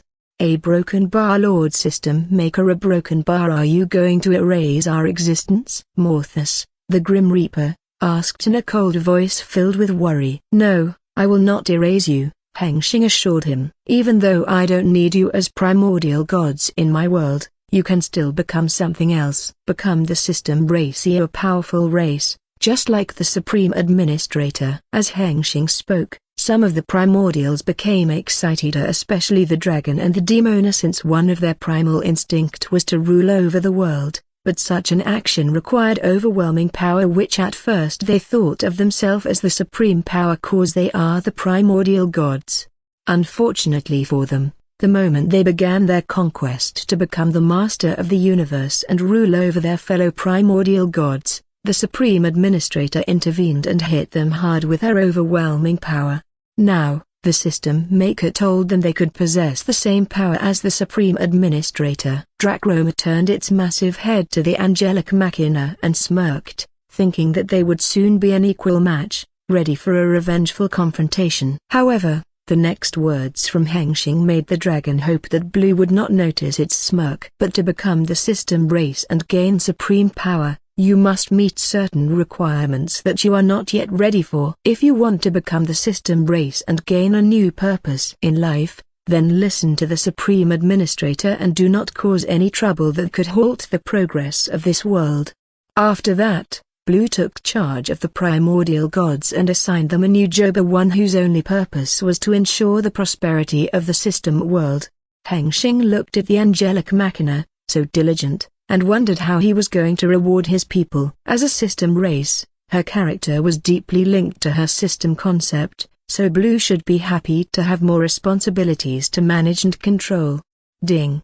The Supreme Administrator System Panel. Administrator, Lan Hengsheng. System Tier, Tier 3, B. Upgrade requires 10,000 AP. System Functions, System Administration, Territory Management, Quest, Supreme Order, Contract Control. Administrative Territory, System World, plus 550 AP/D. Lan Clan Cave, plus 2 AP/D. Administrator Points, 4,514 AP. Hengsheng noticed that the system world was now producing 5 times as many AP as when it first appeared. He was glad, as AP was a valuable currency. He decided to check how the AP was increasing by opening their territory management function. Massive data appeared before his eyes. If it were his real body, his brain would have struggled to process so much information, but within the system world, it was no problem. The system panel displayed the status of his territories, including the number of residences and their basic information, available resources, the power level of the forces under his command, and many more statistics, even the chi luck each territory possessed. Although the luck chi section was blank for the system world, he was surprised to see that the Lan Clan Cave actually possessed chi luck. Blue's system classified it as level 3 out of 10. Which is above average. This means Lan Clan Cave will be doing fine without a major incident. He then discovered that the source of AP came from the overall performance of territory management. The more powerful and orderly his territory was, the more AP it granted per day. Hengsheng shook his head. If his system world were to stand at the same dimensional level as the cultivation world, he would have earned 1 billion or even 1 trillion AP per day. Unfortunately, his system world seemed so much small and weak compared to the world of heavenly Tao. His eyes narrowed as he murmured, "Just for now." Hengsheng said goodbye to Blue, who was still doing her job as the Supreme Administrator, and then he reappeared in the world of stars. After a moment of thought, he officially named the 2 separate spaces with his supreme authority. He waved his hand and engraved the name The Origin World into the time-space of the world of stars, and then he did the same for the divine world. As he did so, the effect was immediate. The names held power. In the origin world, living beings that could not be born before due to the powerful aura of the primordial gods began to emerge visibly. At first, only microorganisms appeared, but they rapidly evolved into higher forms of life. Their origins varied depending on the environment in which they were born. On a planet filled with water, aquatic creatures sprang forth. On a planet similar to the sewer world full of lava, yet with an aura of life, the fire dragon emerged from the lava floor and roared into the empty sky. Looking at the promising future of his system world, Hengsheng was quite proud of both himself and his creation. Hengsheng waved his hand again to impose a rule on the universe, preventing it from giving birth to any more primordial gods or other godlike entities. Only mortals were allowed to emerge naturally. With nothing left for him to do inside the system world, Hengsheng reappeared on the Mar to look for Yunsu, intended to take her and leave, but soon he found something strange. Meow, a broken bar. Meow, a broken bar. Meow? Nia? Nia? Grow. Hengsheng was stunned by the scene before him. Mara, the red planet similar to Earth, they had completely transformed into a planet of the feline, and not just ordinary felines, but ones that walked on 2 legs. These humanoid bodies, with feline features such as fluffy fur, tails, claw-like hands, and feline heads, ranged in appearance from domestic cats to tigers, wearing shirts and pants like modern humans on the heart. More than 1,000 humanoid felines were now pointing their paws at Hengsheng, who floated above the ground. Their faces showed shock and panic, for they had never seen a real human before. They had only heard stories of the legendary humans from the tale of the Great Servant. Hengsheng read their minds and could not help but shake his head. It seemed that when Yansu possessed the power of the origin energy, she had abused it to such an extent that she isolated the entire planet, speeding up time within it for many years and creating a felinari race in her imagia, blending her feline nature with the modern human culture she had learned about in the simulation and then forcing these beings to serve her like a god queen.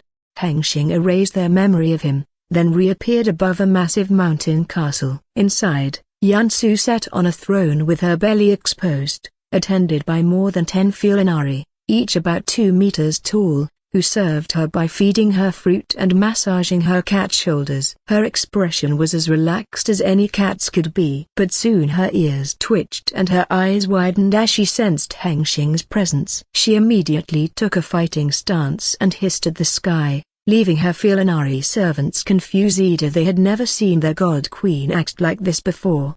Hengsheng, watching from above, smirked at the rebellious kitten who had been corrupted by supreme power. He quickly rendered her powerless and then teleported her into his arms. The kitten struggled as hard as she could, but soon realized that using force was useless. Then she changed her strategy. Meow. She looked at Hengsheng with large, pleading eyes, hoping for mercy. "You can't do this, Yansu," Hengsheng said, trying to harden his heart. Mew. She tried again, asking if she could stay here forever. "No, you must know that without true power, everything you possess here is an illusion," he replied. Meow. She cried out in defeat. Jian Zixuan observed his juniors training on the grounds of the Metal Seal Station, diligently preparing for the upcoming attack, from the top of the towering golden pagoda. He then turned his back to continue watching a group of more than 30 disciples at the center of the pagoda's top floor. They were performing a ritual to preserve the sealing power in the outer rim area. At the center of the ritual was a pentagon-shaped stone table with 5 seal cow formation slots, 3 of which were currently occupied. A few days ago, a group of surviving disciples from the Earth Seal Station who had been attacked by traitors and God-spawner reached this place safely after a month of being chased. It was a miracle that they had also successfully brought the Earth Seal Cow formation with them. Since the sect had already lost the Fire and Wood Seals, if they lost the Earth Seal Cow formation, the traitors could use the 3 seals to break the outer rim seal. Then, the land would be flooded by god spawn emerging rapidly from the leaked aura of the otherworldly demon god. Consequently, it was only a matter of time before the inner seal gradually became weaker and eventually completely destroyed. If that happened, the entire continent would be turned into a land of traitors, and those unable to turn against the heavenly Tao as Wu Dao cultivators would be killed by the unsealed otherworldly demon god and its followers. "Senior Brother Jian, the sect master is calling you to discuss something," Feng Dan, who oversaw communications, reported. Jian Zixuan nodded and followed Feng Tan as they descended from the pagoda's top floor to the lower floor where the communication hall was located. Inside the hall, many disciples worked hard to maintain contact with their sect members outside the secret realm and with other disciples roaming the realm to gather news and recruit cultivators who were not aligned with the traitors that they recently already confirmed who they were and which force they come from. At the end of the hall was a closed room. Jian Zixuan stepped inside, leaving only himself and the communication artifact to the device used for direct contact with the sect master. Without hesitation, he sent his divine sense to activate the artifact. Soon, the Chi incarnation of the sect master appeared in the room. Jian Zixuan quickly bowed. "Disciple Jian Zixuan greets sect master," he said in a calm, steady tone. "Zixuan, must you always be so formal with your own father? Just speak normally when it's just us." The sect master, Jian Feng, said affectionately as he looked at his youngest son, the most talented child he had ever had, who had never disappointed him as his other children did.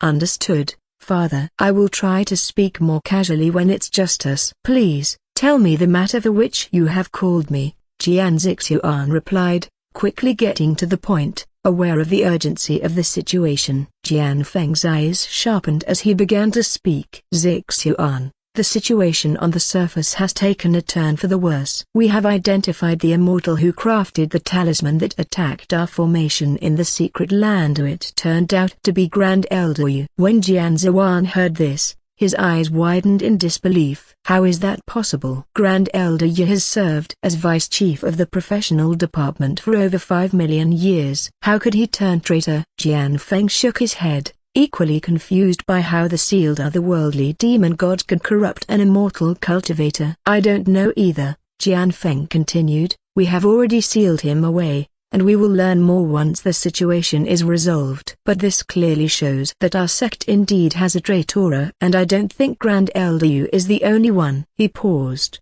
allowing Jian Zixuan time to process the news. Jian Zixuan murmured, then it's also possible that there are disciples in the secret land who are traitors. A broken bar. It is likely, Jian Feng replied. This is why I am contacting you directly. Be careful, I believe they will go all out to destroy the seal at once. They aim not just to weaken it, as we thought, but to unseal the otherworldly demon god. On the surface, the traitors' forces have already begun marching toward our sect territory while most of our grand elders remain busy maintaining the seal. If I'm not mistaken, they will strike simultaneously from both the surface and the secret land. Jian Zixuan's expression darkened. An all-out assault from both sides would have unimaginable consequences if they succeeded in breaking the seal. Clenching his fists, his mind raced through possible countermeasures. Father, what are your orders? He asked, his voice steady despite the gravity of the revelation. Jian Feng's eyes sharpened with trust and urgency. First, alert a few of the loyal disciples you trusted within the secret land. Ensure they are prepared to act at a moment's notice. We cannot afford any internal sabotage when the battle begins. Jian Zixuan nodded. Understood. Second, Jian Feng continued, I need you to investigate any suspicious disciples within the metal seal stations. If you find a traitor, report to me immediately or we might uncover links to more traitors on the surface. I will handle it, Jian Zixuan replied. Jian Feng exhaled. Finally, do not die, especially not at the hands of the god spawn. His expression grew tense, knowing that if his son died, he could still revive him at a high cost as most of his wealth. Even then it was worth it to do so since Jian Zixuan was an immortal seed of his lineage. But if he were devoured by a god spawn, it would be impossible. Jian Zixuan took a deep breath, without hesitation. I will not fall. Jian Feng placed a hand on his son's shoulder. Good. Stay vigilant, Zixuan. The enemy is no longer in the shadows. They will move soon. The communication ended with that. Jian Zixuan stood silently for a moment, then turned toward the exit, murmuring, traitors in the sect. Incoming attack. And another worldly demon god waiting to be unsealed. Jian Zixuan stepped forward, his gaze firm. What or whoever dares to block my Dao path, I will cut it down. In the next moment, the aura around him sharpened like a blade. Even the air or space split apart when it touched by an aura. It was the aura of the Dao heart. Lan Xiaorongpof. The 3 wooden swords, glowing with a powerful aura of greenwood chi, flew through the air at his command, attacking the ironclad bull, a massive beast with an iron-like hide and horns sharp enough to pierce mountains. A broken bar. The ironclad bull charged toward the hateful human who dared to steal its treasure. As it charged forward, demon chi surged through its horns, making them glow with an intense aura as they manifested into a large spear that struck the target. Boom! The ground where the attack landed crumbled, forming a massive pit from the impact of the demon beast's assault. Despite the power of the attack, it was meaningless if not hit the target. Xiaorong effortlessly stepped onto a flying wooden sword, then quickly fled into the sky and looked down at the ironclad bull, which scanned the area with arrogant eyes, unable to locate its fleeing target. Then, Xiaorong gathered spiritual chi from the surroundings to perform his most powerful chi technique, The ironclad bull felt the movement of the heaven and earth chi and immediately noticed Xiaorong floating in the sky. Not only did it seek Xiaorong, but it also observed a giant green sword forming rapidly as spiritual chi flowed into it. The chi emitted from the sword made the bull feel threatened. It roared toward the sky before using its demon chi to form an iron wall in front of it, hoping to stop the sword's attack that would soon be falling on it.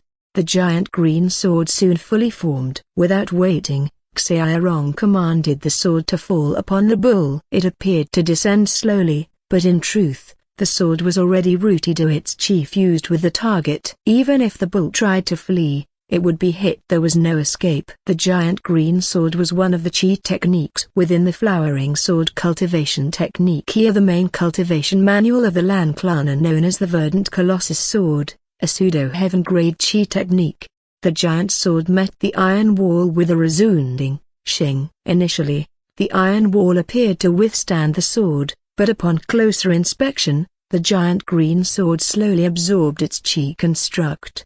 Crake. The iron wall cracked open, and not long after, it was completely destroyed. Boom! The giant green sword directly pierced through right into the middle of the ironclad bull's body. A broken bar, a broken bar. The bull roared in pain before its voice died down, leaving its lifeless body in the pit. Lan Xiaorong floated down to the ground, looked at his work with pride, and then smirked. With this power of the middle stage spiritual foundation realm, I want to see if that Hengsheng can still act all high and mighty in front of me. As he was still imagining the moment he would reclaim his status as the most promising clan disciple, he suddenly noticed the talisman he had received from a disciple of the Gold Sword sect during his journey in the secret land suddenly activated. His eyes narrowed, and he murmured, "So, it is time." Hengsheng sat in the cave with his eyes closed, and Yansu, who rested on his lap, appeared to be asleep. In truth, both of them were now within battle simulation training, pushing themselves as hard as they could since they knew that a big battle would soon unfold. In the simulation, Hengsheng and Yansu faced a group of black-masked cultivators, with an army of god spawn behind them. Both sides froze, waiting for the battle to start. Time counted down. 1 broken bar. 0 broken bar. Fight begin. As the battle officially began, Hengsheng immediately released his Dao Heart aura. Not only did it envelop him, but Yansu's body was also surrounded by his Dao aura. It was impossible for most people to share their Dao Heart with others, but Hengsheng had spent more than 10,000 AP to modify his soul contract with Yansu. The contract now allowed him to share his Dao Heart power with her, even though it cut his own power in half. But it was worth it, as it enabled Yansu to deal damage to the god spawn. The 10 god spawns charged forward mindlessly with their massive, disgusting bodies. Hengsheng and Yansu had fought these creatures in the simulation countless times. Their muscles reacted automatically, as if remembering every move. Hengsheng struck with fist and palm chi from afar to intercept them, while Yansu unleashed her breast ball of 5 elemental chi from her small mouth to annihilate them all at once. The battle was easy and did not last long, as it had become routine for both of them. After the battle ended, they exited the simulation. Hengsheng opened his eyes as he returned to the real world. On his lap, the cat was now yawning and stretching, so he quickly rubbed her back. Mew, the cat cries, and Hengsheng is satisfied by the pleasure of rubbing cat fur. Then he gave her the last pile of his remaining spirit stones for her to cultivate. The cat quickly carried the spirit stone to another corner of the cave and began her cultivation session. Hengsheng watched her cultivate, remembering his promise to let her re-enter the system world if she continued to work diligently. It seemed to work better than expected. Her diligence and discipline for cultivation were increased to another level, as if her newfound sense of power and sense of losing it had given her a wake-up call. Shifting his focus to himself, Hengsheng observed his entire body with his divine sense. It seems my body is now stable and ready for another upgrade, he thought. Over the past week and a half, he had been training in the simulation in various scenarios, honing his fighting techniques, and even practicing to utilize the power of the Far Law. Even though his attainment of the power of the Fire Lord did not bring a significant boost to his battle power, and unlike when he awakened his Dao Hatu and his low cultivation realm imposed several limits on how he could utilize the power of the law, the Fire Law still added variety to his battle style. He could integrate the fire attribute into his spiritual chi to increase his chi power, and another advantage was it granted him the ability to control fire chi in his surroundings like high-level cultivators could do. This allowed him to practice the fire attribute heaven-grade chi technique even before he entered the nascent soul realm. He was pretty sure that if he possessed a heaven-grade chi technique in the spiritual foundation realm, he could probably fight on par with true body cultivators fighting across realms as he had always desired. Hengsheng opened his status panel and used the upgrade function on the race section, as he intended to upgrade his race on the first day in the cave. Ding. Human race upgrade requires 10,000 SP. Human race upgrade options. High human, an advanced form of humanity with superior physical and mental traits. Meta-human, a human who transcends biological limitations and unlocks a genetic trait within their DNA. Homo vampirus, a nocturnal humanoid predator that refines its life force through blood and chi absorption. Homo titanus, a physically monstrous evolution of humanity, focused on raw physical power and durability. A broken bar, a broken bar, a broken bar, a broken bar, a broken bar, a broken bar, a broken bar, a broken bar. Hengsheng observed the options. There were more than 10 of them and felt amazed because all the choices clearly came from his own memory. The system had made his fictional memory possible.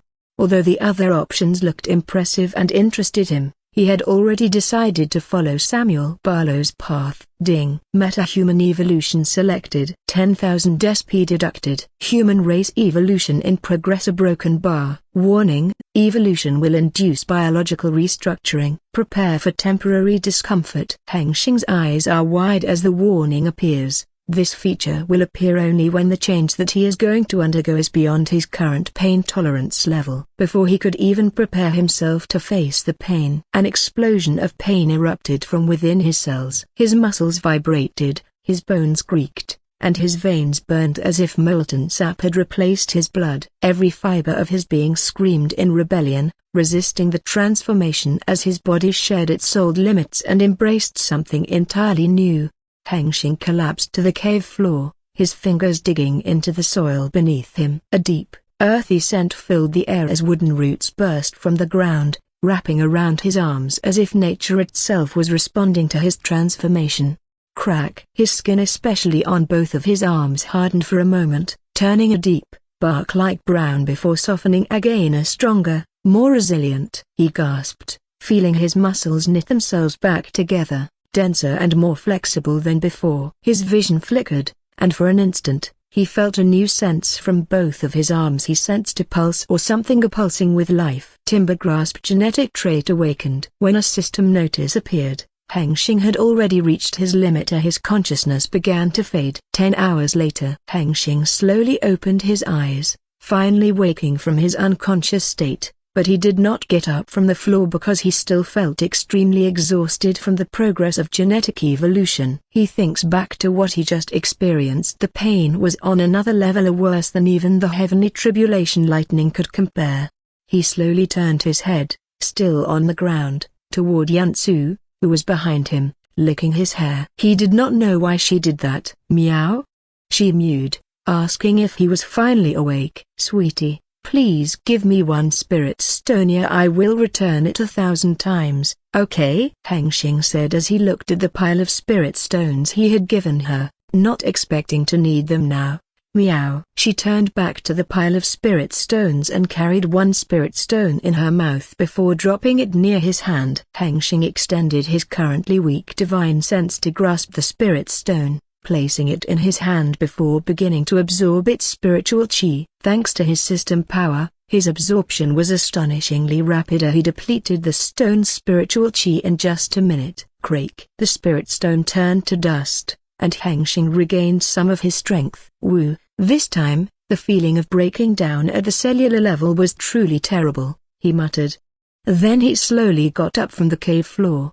He cursed the pain, yet he welcomed it. knowing that more pain meant more gain. He then opened his status panel to check his progress. He noticed that his race section had changed. It was no longer human but meta-human. His overall battle power and physical strength had also upgraded to Tier 3A and Tier 3C, respectively. Before examining his new genetic trait, he observed that his old genetic trait, the sun gaze genetic, had increased in power from Tier 2C to Tier 2B. He immediately understood why. His current cultivation on their race now began to support the genetic type trait. Both of his traits would grow stronger as he continued on this path. Finally, the new genetic trait, the main reason he chose this evolution path, appeared: Timber Grasp, Tier 2B. Based on his experience during evolution, he guessed that this new trait had something to do with wood. The name of the trait confirmed his suspicion. Why did my genetic trait turn out to be a wood-type trait? He thought. Then he recalled that his Lan Clan specialization in both cultivation and chi technique was related to wood chi, which made sense. His newly awakened trait was also connected to the wood element. Without further guessing, he quickly inspected the new trait to learn about it. Timber Grasp. Everything under the user's grasp can be turned into wood, and any wooden object within their grasp can be controlled and manipulated. Hengsheng looked around, as if afraid someone might arrest him for copyright violation, but he guessed there were none. That guy could only turn trash into a tree, but he could turn everything into a tree. It should be fine, right? He joked to himself as he tried to figure out how to utilize this new power. In the middle of the metal tree forest, Hengsheng, now outside his cultivation cave, pressed his hand against a metal tree, trying to discover its mysteries. The metal tree was not merely a metal pole that looked like a tree, but a living tree with metallic bark and leaves. His eyes and divine sense observed the tree's metallic bark closely. He touched it with both hands and examined its structure to understand how nature had made it. He discovered that deep within the tree's spiritual essence, there was a perfect combination of wood chi essence and metal chi essence, as if it had achieved harmony and become something new, neither wood nor metal. Hengsheng shook his head and pulled back his hand in disappointment, realizing that his new trait would not allow him to create this kind of metallic wood. In the last few days, Hengsheng had been training hard, focusing on mastering his timber grasp trait ability. This trait, as explained by the system, allowed him to turn everything he touched into wood. However, he learned that making an object permanently wood would require a great deal of time and spiritual chi. He also discovered that he could turn objects in his grasp into any kind of wood, but producing strong, powerful wood would cost him even more spiritual chi. This ability worked only on targets with little resistance. He even tried to turn an unlucky demon beast into wood, but when he activated his trait on it, he met strong resistance. The result was not fruitful at all.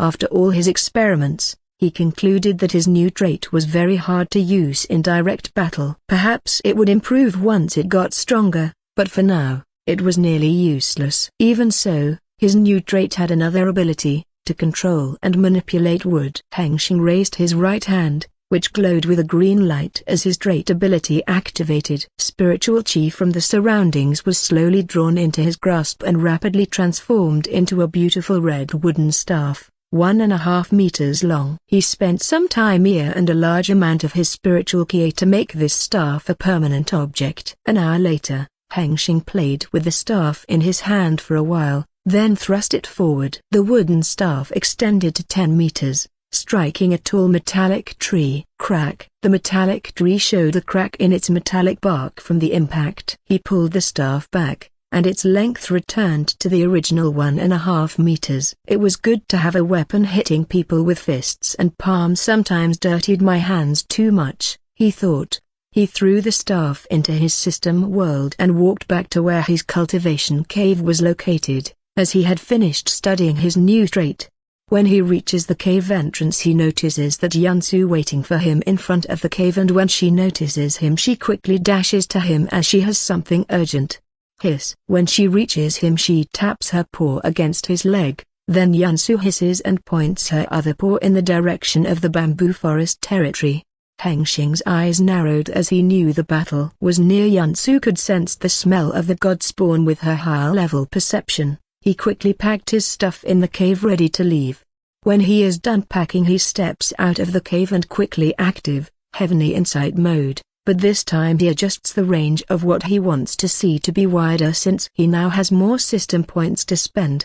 Heavenly insight mode activated. 1000 system points deducted. 1 o'clock, 0:24 and 59 seconds. The golden ring appears inside Hengsheng's pupils, but soon he regrets it because sharp pain surges in his eyes caused the thing he sees through his eyes is beyond his cultivation realm capacity.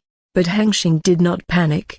He closed and focused on the flow of energy inside his eyes before he began to control the power that Heavenly Insight mode granted to him. Then he slowly opened his eyes.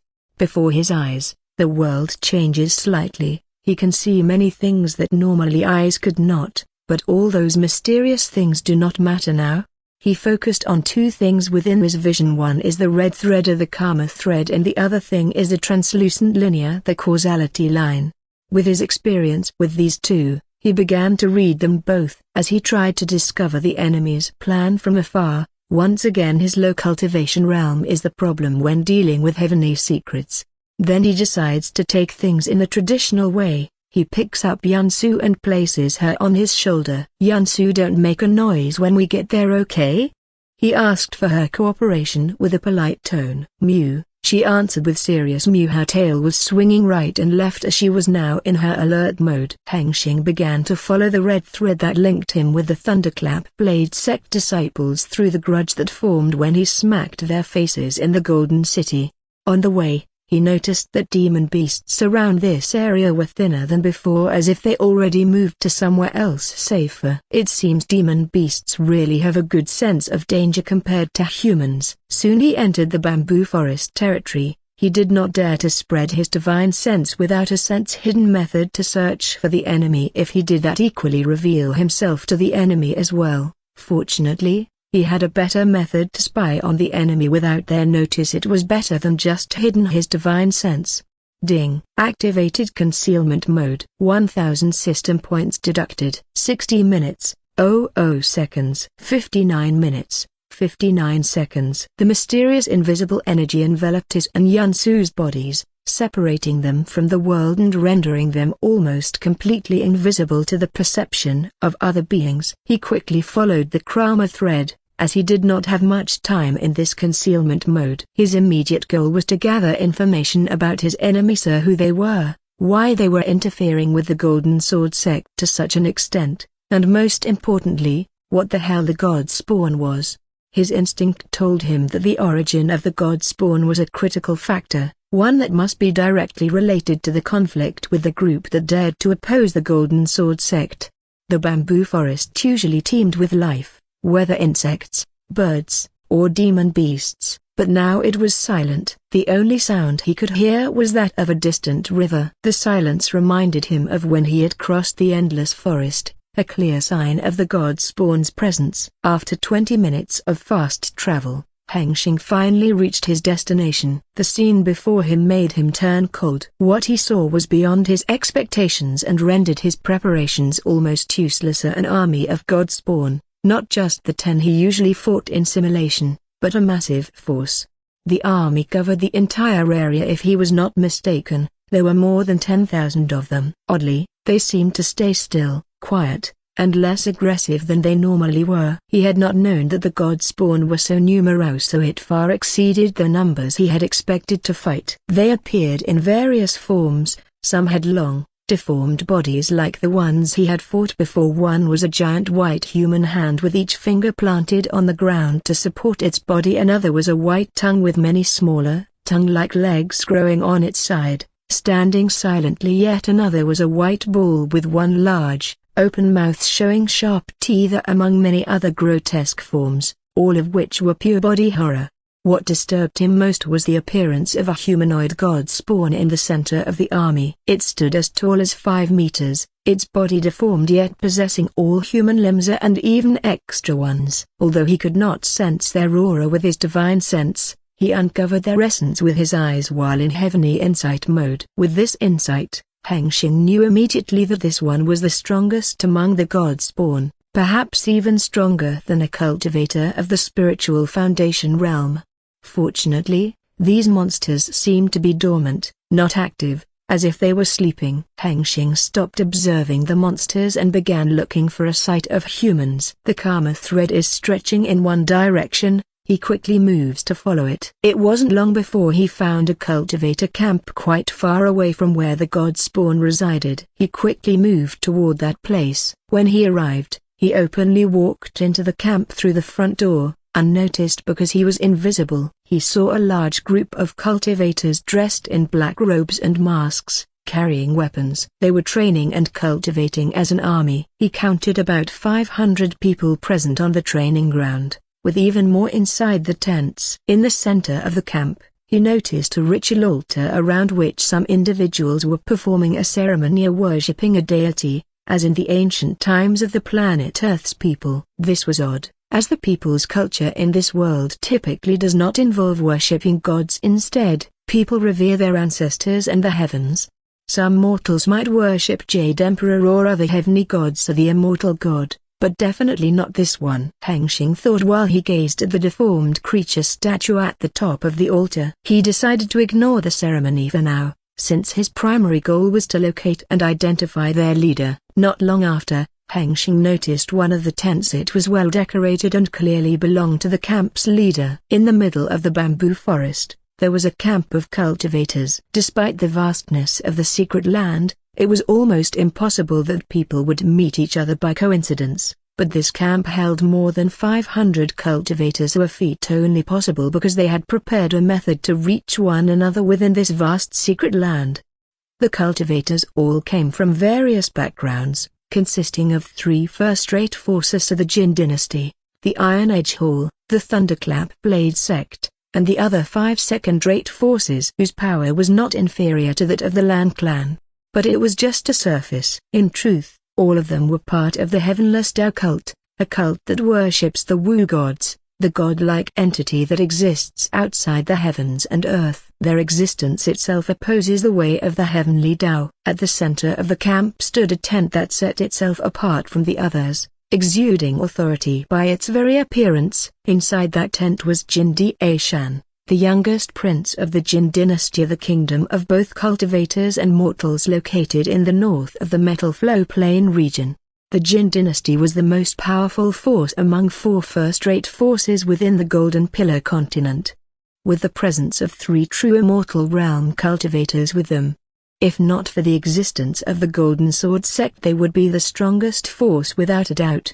Jin Shan was a man with a tall, well-built body. His posture revealed that he was born into the ruling class, and he carried his battle axe at his side. With his eyes closed, he contemplated what he would do once this mission ended and reflected on how events had advanced to this point. Then he opened his eyes as his direct subordinates began entering the tent for the meeting about the plan of attack. Jin Shan thought to himself while waiting for his subordinate to process the conference. He murmured, "It has been a month." As the leader of this mission, he ordered the assembly of all cult members present in the secret land of Pillar Foundation. This mission had been prepared for millions of years. In the past 2 years, they have made many mistakes, which have resulted in the loss of a large portion of the cultivators' force while seizing the 2 seal cow formation artifacts from the hands of the Golden Sword sect disciples. They were close to the end and could not afford to make more mistakes in this critical moment.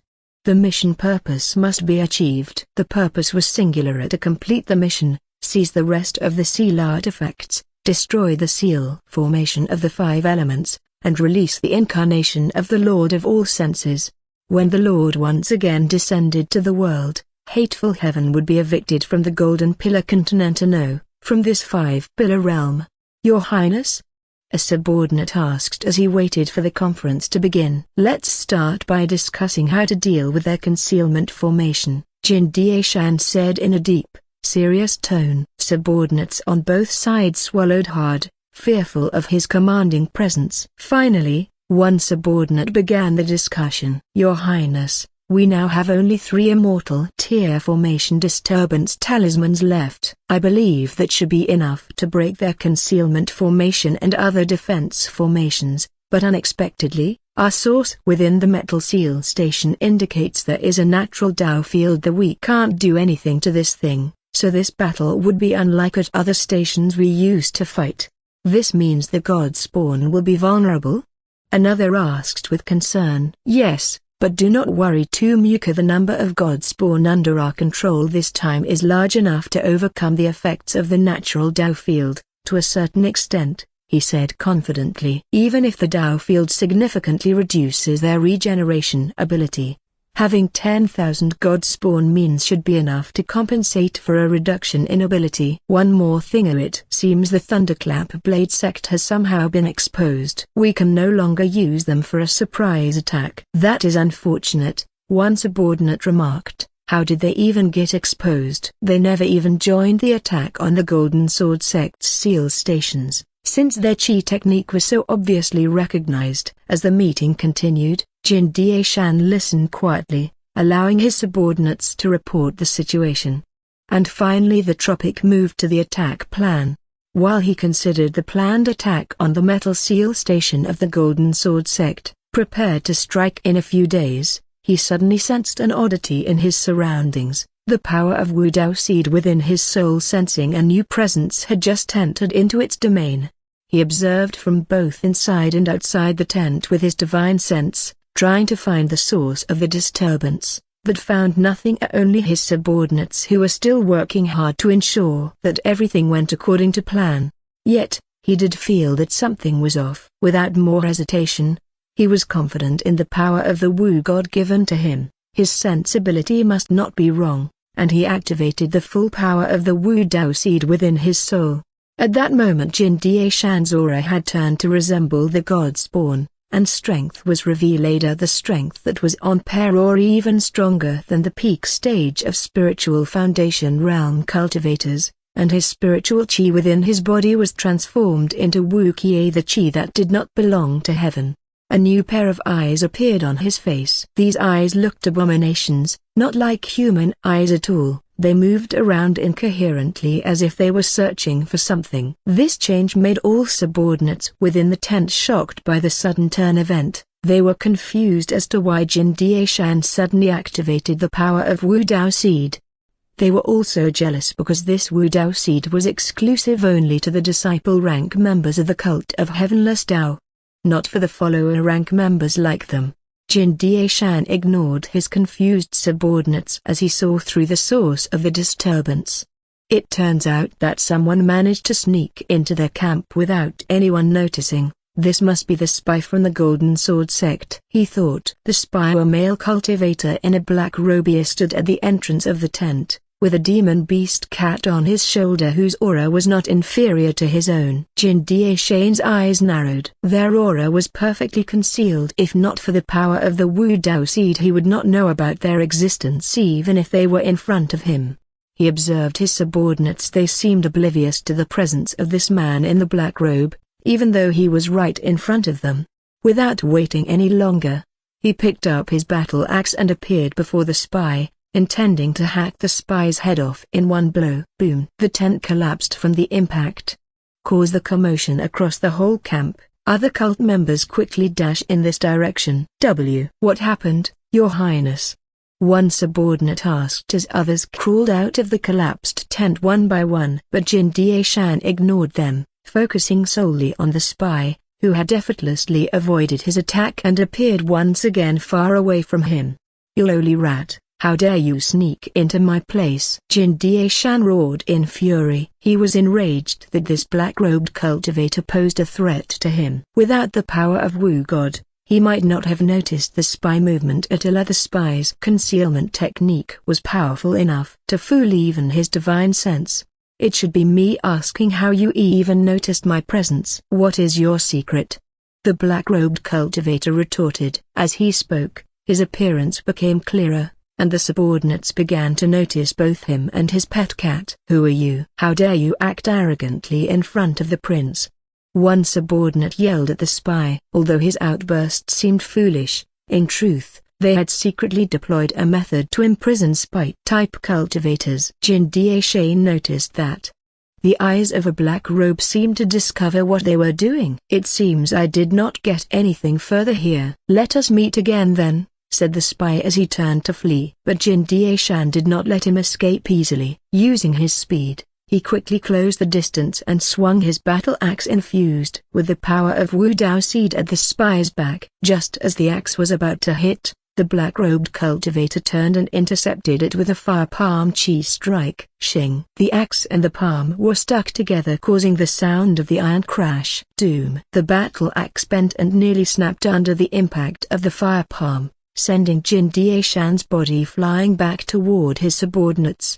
Boom! His body slamming onto his subordinate made them all collapse to the ground. He himself was injured, burned by the power of the fire palm. Eventually, the cult members from the training ground reached the scene. They were shocked to see their leader lying on the ground, injured. Jin Daishan quickly ordered the newcomer, surrounded him. "Don't let him escape." Jin Daishan swiftly rose to his feet. Miraculously, his burned hands healed almost instantly as he possessed the same ability as the god spawn. Hengsheng was quite shocked that the prince had noticed his presence even while he was in concealment mode, something that should be impossible for someone still in the spiritual foundation realm. Yet it had happened right before his eyes. He gazed at the 500 black-masked cultivators surrounding him and smirked. He was not afraid of their numbers because he knew that even if they were more numerous, they could do nothing against him, who possessed the power of the Tao heart and the power of law.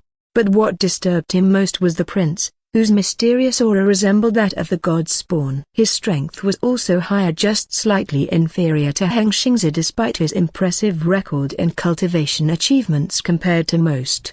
Hengsheng looked at his right hand, the hand he used to perform the world shatter palm to counter the prince's axe strike. He tried to move it, but he couldn't. He didn't even feel number. He simply did not feel his hand at all, as if it never existed. However, with his heavenly insight mode still active, he could see an unknown energy hidden deep within his hand, nearly reaching his body essence.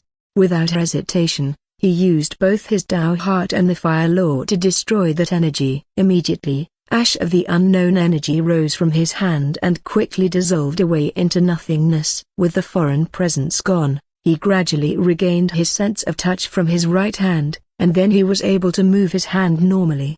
The Axeman Prince, who had just risen from the floor, looked shocked by Hengsheng's removal of the unknown energy. Hengsheng narrowed his eyes as he observed that the wound he had inflicted on the prince healed instantly, and no different from the regeneration seen in God Spawn. Without a word, as their gazes met, Hengsheng and the prince soared from the ground and collided in a split second. Boom! The crash caused the ground beneath them to crack, sending a massive shockwave in all directions. The low-level black-masked cultivators were thrown backward by the force of the impact. At the center of the chaos, Hengsheng exchanged blows with the Axeman Prince. Each punch and palm strike caused the Axeman's flesh to explode, only for the enemy to regenerate instantly, just as the god spawn did. Every strike from the axe against his hand caused him to lose the sense of touch from the hit hand, rendering him unable to move that hand, but he soon recovered them with the same method he did the first time. From the outside, the main battleground between Hengsheng and the Axeman Prince, other black-masked cultivators launched sneak attacks at Hengsheng with both long-range and close-range chi techniques. Yet, whenever their chi attacks reached Hengsheng's body, a white rune shield appeared, intercepting the blows and sending them back to their owner, surrendering their plan to overwhelm him with numbers useless. Dozens of black-masked cultivators die from their own attack. Hengsheng fires his sun gaze blast at the face of the axeman, causing him to lose vision before he kicks him in the middle of the chest, sending him backward. This separates them for a second. He then uses this opportunity to thin out the black-masked cultivator army, manifesting a chi surge cannon with both hands and shooting them. Boom! Hengsheng's eyes saw the Krama thread link between him and some of the black-masked cultivators. He immediately knew that these people were disciples of the Thunderclap Blade sect. After he noticed this, he shifted the priority target of his chi surge cannon to them. Boom! The axeman leaps into the air and smashes down his axe at Hengsheng, causing him to stop his shooting chi surge cannon in defense against the axe. The axe strike was heavy, but Hengsheng smirks because he knew he was stronger. Then, an axe hacked down above his head. Hengsheng redirected the axe blade to the side with the back of his hand, and he used the other hand to slap forward with a powerful world shatter palm infused with firelaw, aimed at the chest of the axeman prince. Boom! A massive hole in the shape of a palm appeared in the prince's chest, and his body was thrown into the bamboo forest behind the camp and disappeared. The surrounding attacks gradually faded away. The fight was temporarily suspended due to the disappearance of axemen. No one among the black-masked cultivators dared to come forward to replace the axeman position in this battle. When Hengsheng prepared to chase after the axeman to finish the job, he noticed two more cultivators emerging at the edge of the battlefield. Their auras were just slightly weaker than the axeman's. One was a man with a small build but surprised the entire arm bigger than normal. He wielded a one-edged sword with a brutal aura, and the other held a sword along which lightning flowed. His face was giving the vibe of the innocent young man, but Hengsheng can tell from the krama thread that entangles around this person it was full of the sinister sin. This guy totally scumbag. Meow. Yansu, who obediently perched on his shoulder, cried out as if she had asked if he needed her help. No, thank you, these weaklings can't do anything to me, Hengsheng replied with an arrogant tone, rubbing the cat's head, as though the whole situation were a joke to him. Yansu's eyes narrowed as she noticed something unusual about her human. Meow. A broken bar, she said, be careful and lick Hengsheng's face. Two newcomers, seeing this, wore angry expressions as they had not been in Hengsheng's sight at all. You must be Lan Hengsheng. I can tell from your dress and appearance that my junior brothers mentioned. I've been looking for you for a long time, but you seem too good at hiding. Now that you're in front of me, there's nowhere left to hide, the cultivator holding the lightning sword said with an arrogant tone, as if he had not witnessed Hengsheng just beat up the axeman. Hengsheng recognized that this man was the senior brother mentioned by 4 Thunderclap Blade sect disciples, and he smiled, having found his number one target. Lan Hengsheng? I've never heard you before. Are you the shadow unit of the Golden Sword sect? Asked the other man with a one-edged sword, who did not seem to grasp what was truly happening. No, this guy comes from a second-rate force here. Before the senior brother could finish his sentence, Hengsheng closed the distance and appeared right in front of them.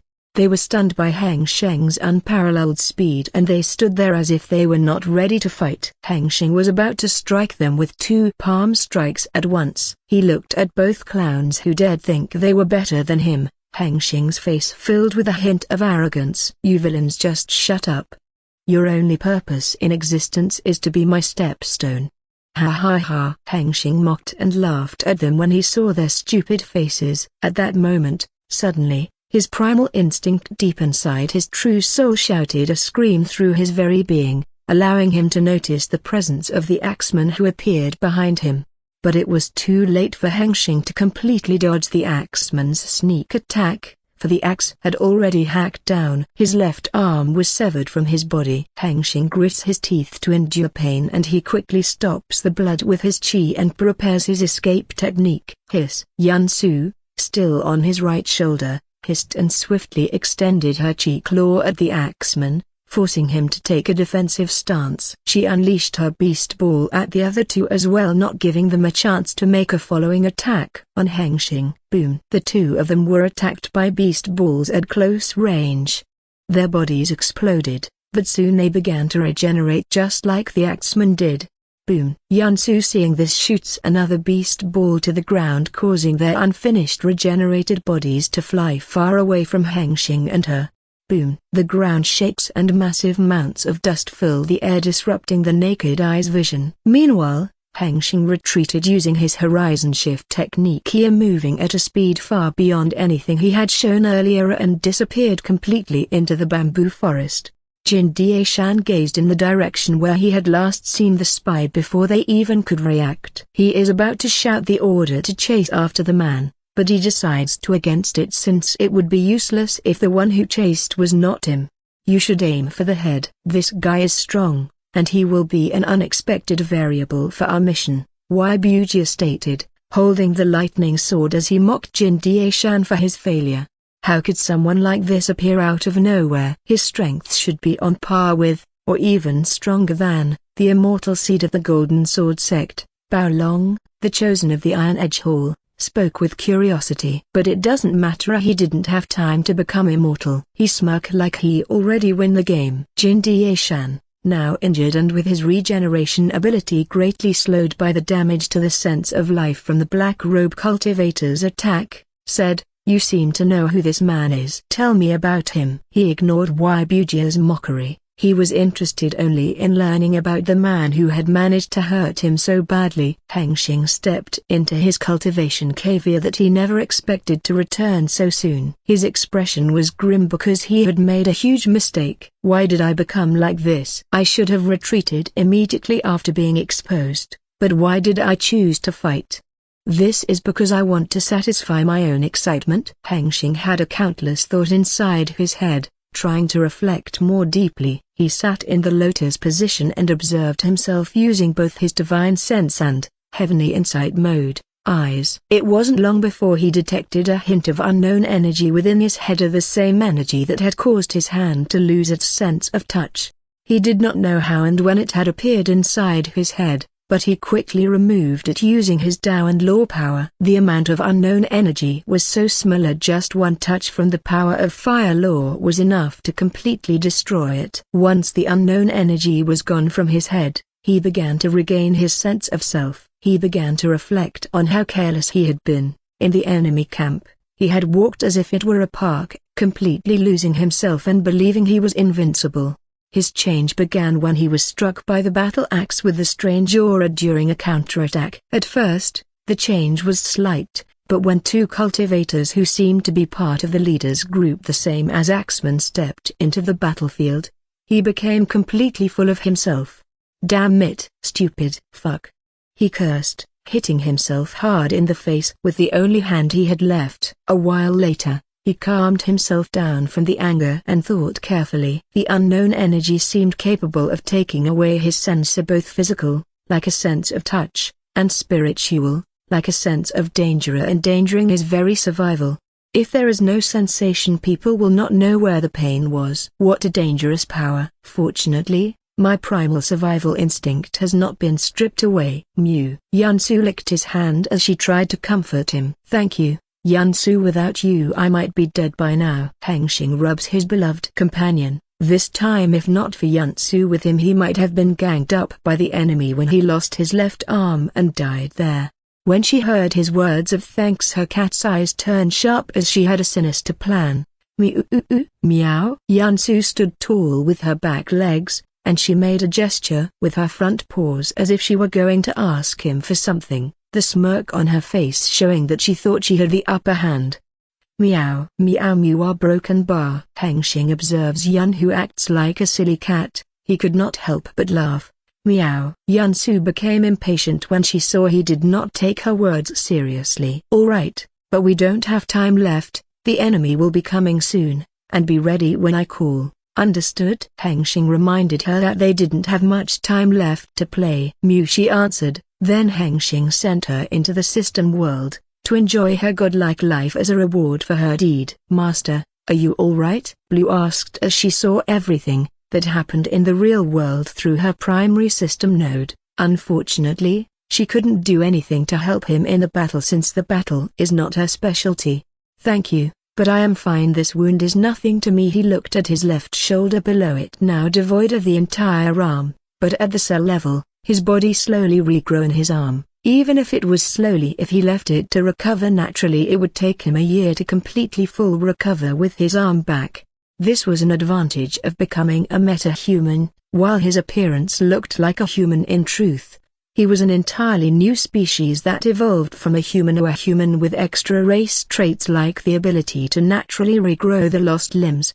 But why does he need to wait that long, since he has a better way to fix the problem faster? "Oh, that's right, Blue. Could you help me create a new system?" he asks her. He has an idea to create a new system that will help him in the upcoming battle, one that will make him dominate the battlefield against an army of the gods' spawn.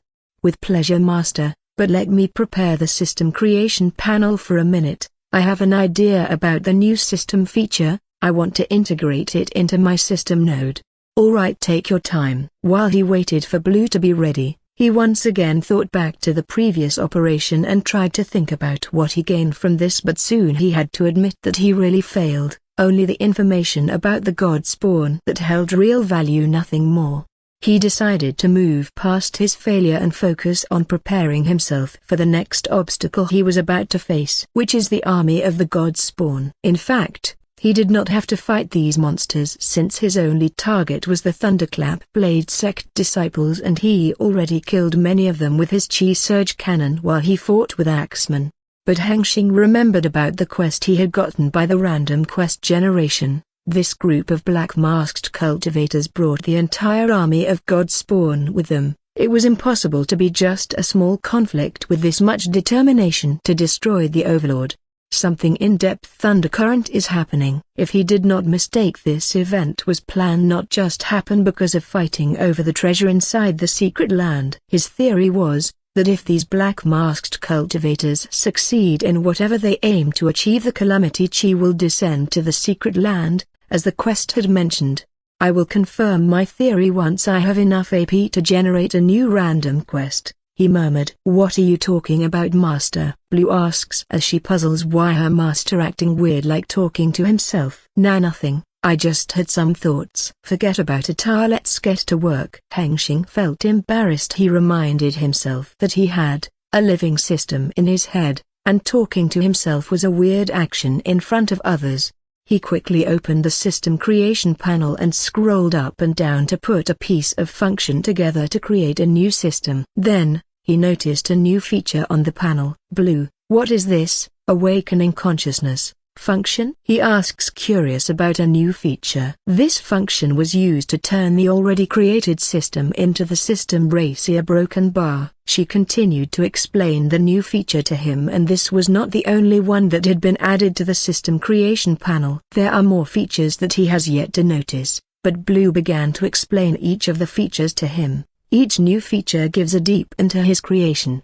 He could even create a new system brace through the system panel without going inside the system world. Hengsheng nods as he is satisfied with the new convenient tools used to create a new system. He continues his work. The new system he gonna create will be the one that focuses on the battly one that specializes against the army of the god spawn. Hengsheng thought back to the life-stealer system he had created when he first faced the god spawn. The result of that system was an awful disappointment. It wasn't weak, but the life-stealer system was created when Hengsheng lacked sufficient knowledge and understanding of god spawn's traits and abilities. When he observed the army of god spawn, he not only learned about their formidable army and potential danger, but also, with Heavenly Insight mode, was able to see their essence and grasp their unique existence. These monsters' existence was not entangled with the laws or the Tao of the Heavenly Tao world at all. They existed under their own law, something that should be impossible, yet the evidence was right before his eyes. To completely destroy them, he needed to damage their essence, which could only be affected by attacks infused with law and Tao. Normal physical or energy attacks only caused the god spawn to pause. While their life essence remained completely intact, they would continue to regenerate even after all their cells were destroyed. Now, he was ready to rebuild the life-stealer system anew, with his newfound understanding, designing it to perfectly counter the existence of the god spawn. Moreover, he did not aim only to counter the god spawn, but this new system will be his first system that solely focuses on increasing his power and does it in a way that ignores the Heavenly Tao law completely. Ding. System creation in progress. A broken bar A, 0.01%. Ding. System creation in progress. A broken bar A, 36.44%. While Hengsheng waited for the primary node of his new system to be completely created, the system world seemed to have a commotion due to the appearance of a new member of the system race. This is bad. Hunter is trying to enslave Drakroma with his system. Please quickly stop him, Master. Blue, who is inside the system world, witnesses the commotion with her own eyes and becomes angry as the new system race comes to harass her underling. Hengsheng narrowed his eyes and sent his words through his spiritual symbol to the system world directly to the target. Enough, Hunter.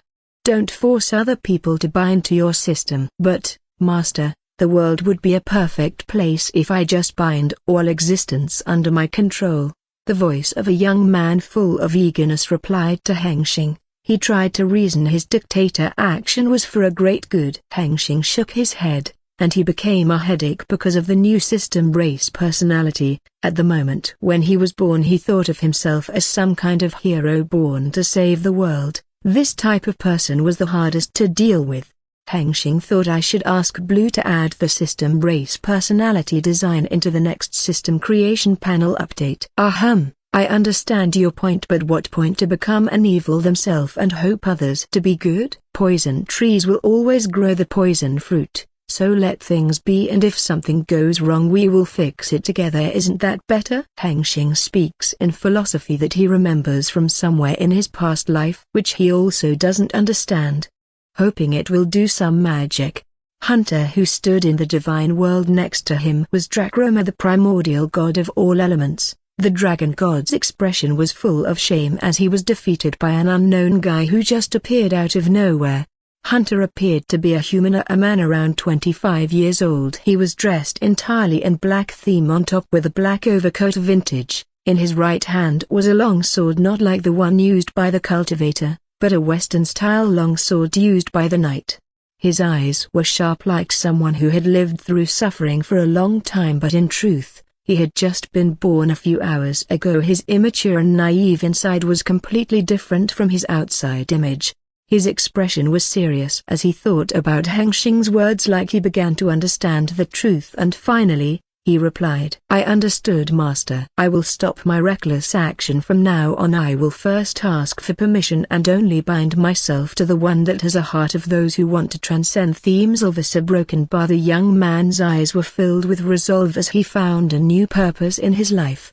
Hengsheng eyebrows twitch as he does not know what this edgy system race is talking about. That right, now you obey your big sister, do what she said, and don't cause any more trouble. All right? Yes, Master. Hunter replied with determination to fulfill his goal to make the system world a great place. Hengsheng sighed as he finally relaxed. Hunter's heroic personality really exhausted him, not his body, but his mind. After dealing with the new system race rampage in the system world, he continued his work while he waited for the primary system node creation to be completed.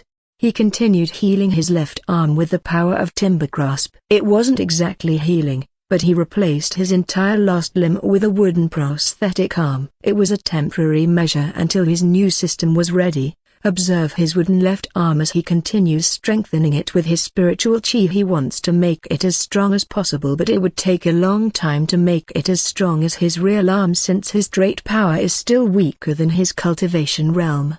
He gauged this wooden leg arm with his divine sense. He found that now its power was around peak chi gathering realm level. It wasn't strong enough to be used with this level. It would shatter by his own power before he used it to hit an enemy. However, he sensed that the wooden arm could still be enhanced further. It hadn't reached its limit yet. He guessed the wood's strength should be strong enough to withstand his own spiritual chi when his straight power nurtured the wood to its peak. Aside from his wooden left arm, another unfamiliar presence inside the cultivation cave is the blue QB, the primary system node of Hunter. Now it floats in the air and keeps sucking spiritual chi from the surroundings. Since he did not have any more spirit stones, the creation process was a lot longer than when he creates primary system node of blue. Ding. System creation in progress. A broken bar, A. 48.86%. But not a creation that made him stay alert, but he waited for the reaction from the heavenly Tao. The last time it sent him a ridiculous quest like a visa fee quest. And it demands a tier 3 system from him, since now he's still waiting to see what heavenly Tao will do to his system.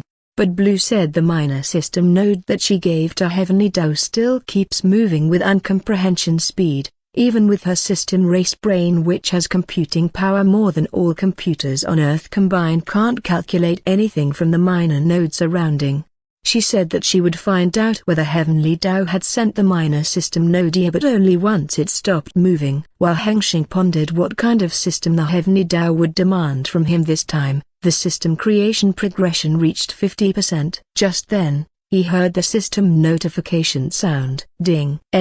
Heavenly Tao offer offer some area. Your recent act of summoning the foreign entity into the realm of the Heavenly Tao poses a significant threat to the stability of the world's cause and effect.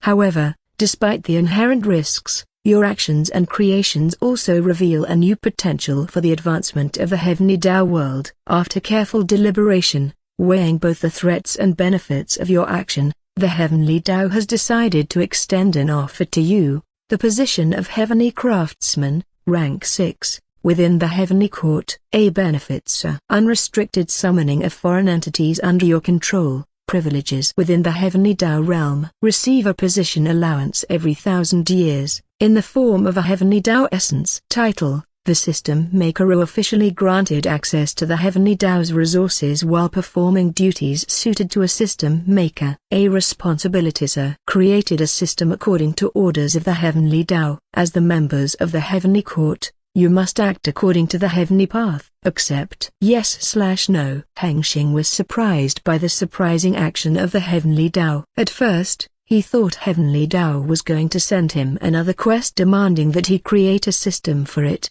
But instead, it sent him a job offer.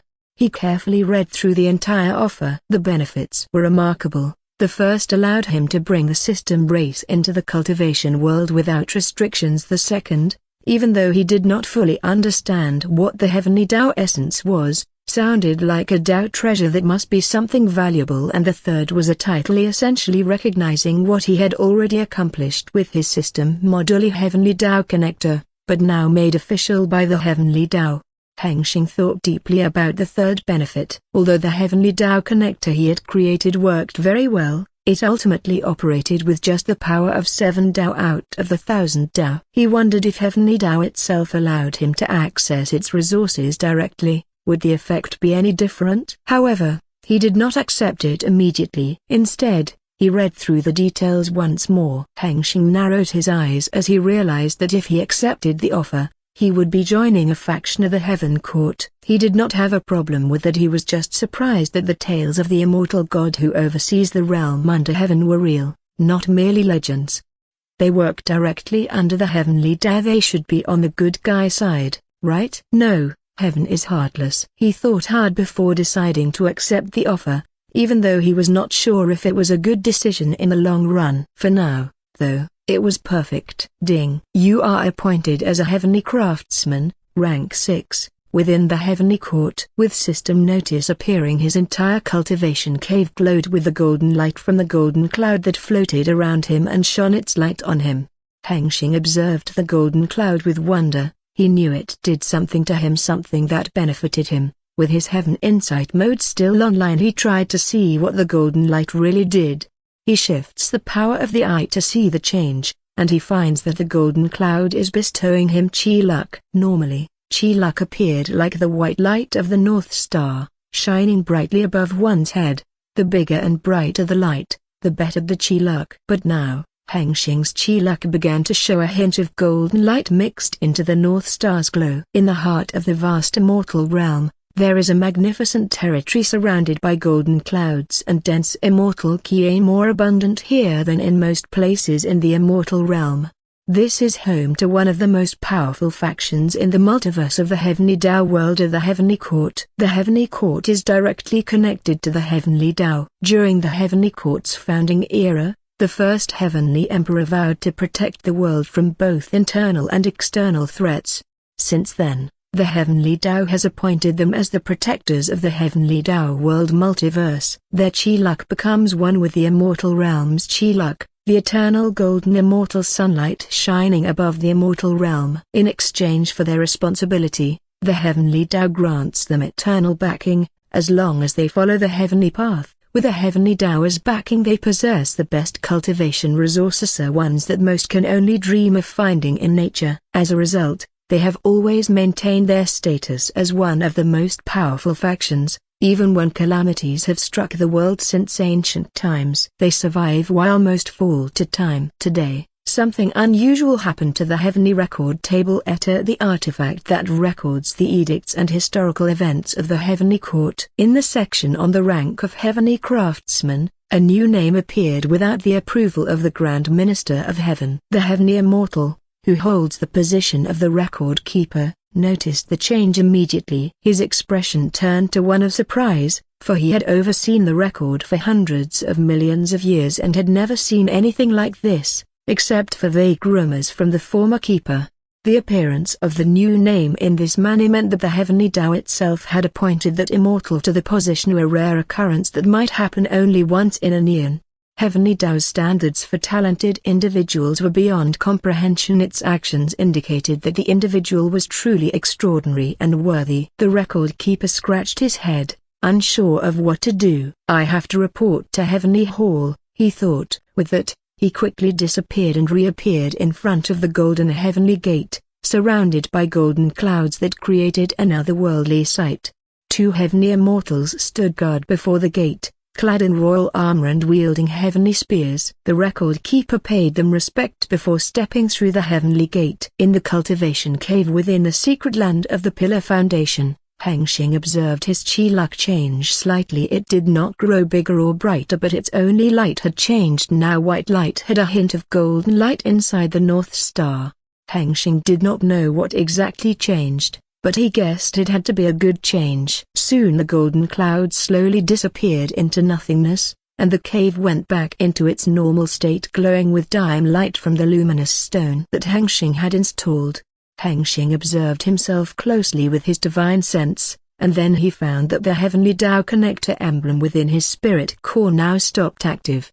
His eyes narrowed. He still could feel the connection with heavenly Tao. It must be due to the title of the system maker that he was being given. Hengsheng thinks what he gonna do about his now 2-year effort becomes useless because heaven gives him a free pass. Let's keep it this way, maybe it can be used for other things. He decided to leave it inside his spirit core since it did not cause him any backlash. Hengsheng continues to enhance his wooden left arm while waiting for the system creation to be completed. 5 hours later. Ding. System creation in progress. A broken bar. A 99.91%. A broken bar. A broken bar. A broken bar. Ding. System creation in progress. A broken bar. A 100%. Ding. System creation successful. Hengsheng observes the blue cube in front of him stop absorbing the spiritual chi, then he extends his divine sense to the system node. It slowly floats toward him and then sinks into his forehead. With his divine sense command he attaches the system node to his spiritual symbol.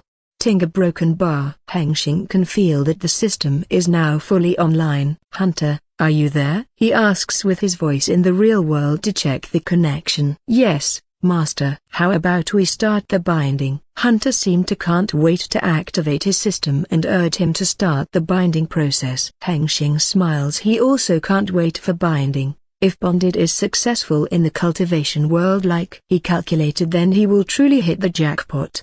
Don't be rushed, let me check the back-end system first, Hengsheng said with excitement. Master, let me help you. Hunter doesn't wait for Hengsheng and opens the system immediately. Ding. The ultimate leveling system panel. System Master, Lan Hengsheng. System Tier 3, A. Upgrade requires 50,000 EXP. System functions, ultimate leveling power system framework, system record, origin energy connected, system world, status window, system user network, system administrator accesses. System user, A. Existence points, 0 EXP. Hengsheng smiled as he looked at his perfectly intact system. Despite its bizarre, he had created this system to help him harness the power of laws based on his experiences in the system world. He believed that the power of law should be no less than the Tao, yet in battle its effect was obvious. A law power barely affected the enemy.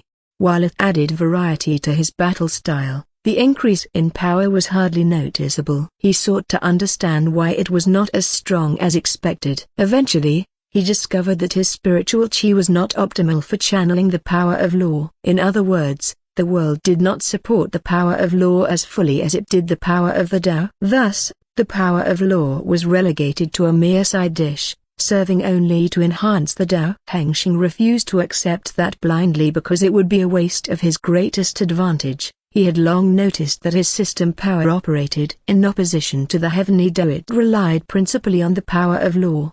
That was why it could summon the flame of creation, a pure manifestation of law rather than of the Tao of refined or any Tao that could upgrade his spirit core.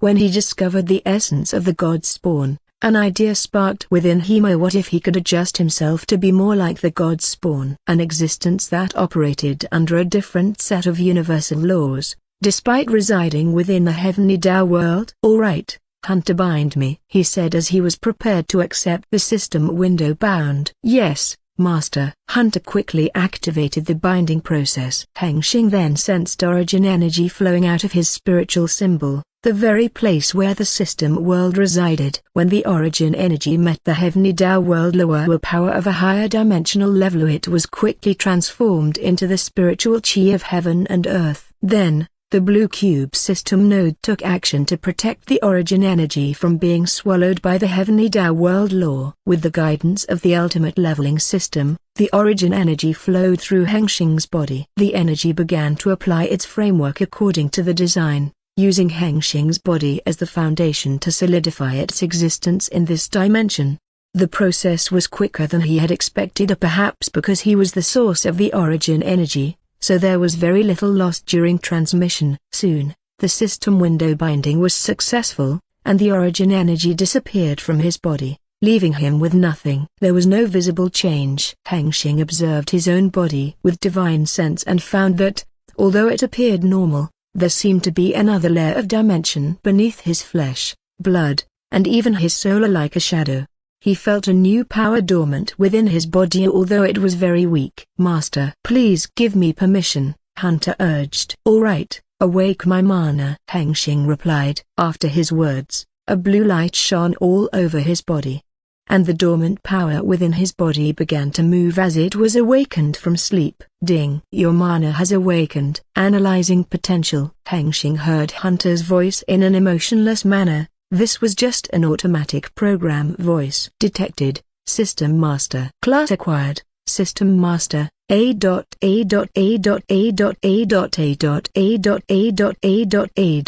Hengsheng knows it is done. Status window. Ding. Status window. Name, Lan Hengsheng. Class, System Master, A.A.A.A.A.A.A.A.A.A.A.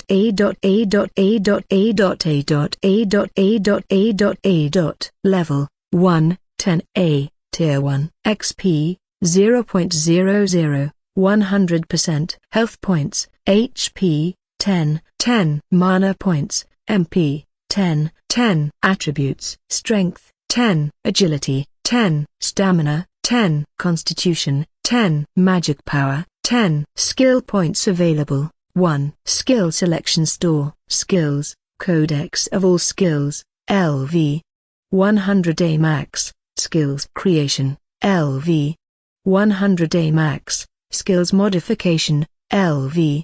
100A max. Skills nullification, LV. 100A max. System administrator, LV. 100A max. Fire law, LV. 100. Hengsheng moved the mana from its source, which was inside his heart, moving it through his hand. Not only that, he also sent his intention and power of fire law right before the mana manifested. The result was the fireball made of the mana energy manifested above his hand. Ding. New skill acquired. Skill, Fireball, LV.1. Would you like to view detailed skill information? Yes, no. Ding. Fireball, LV. 1, has been added to your Codex of all skills, LV.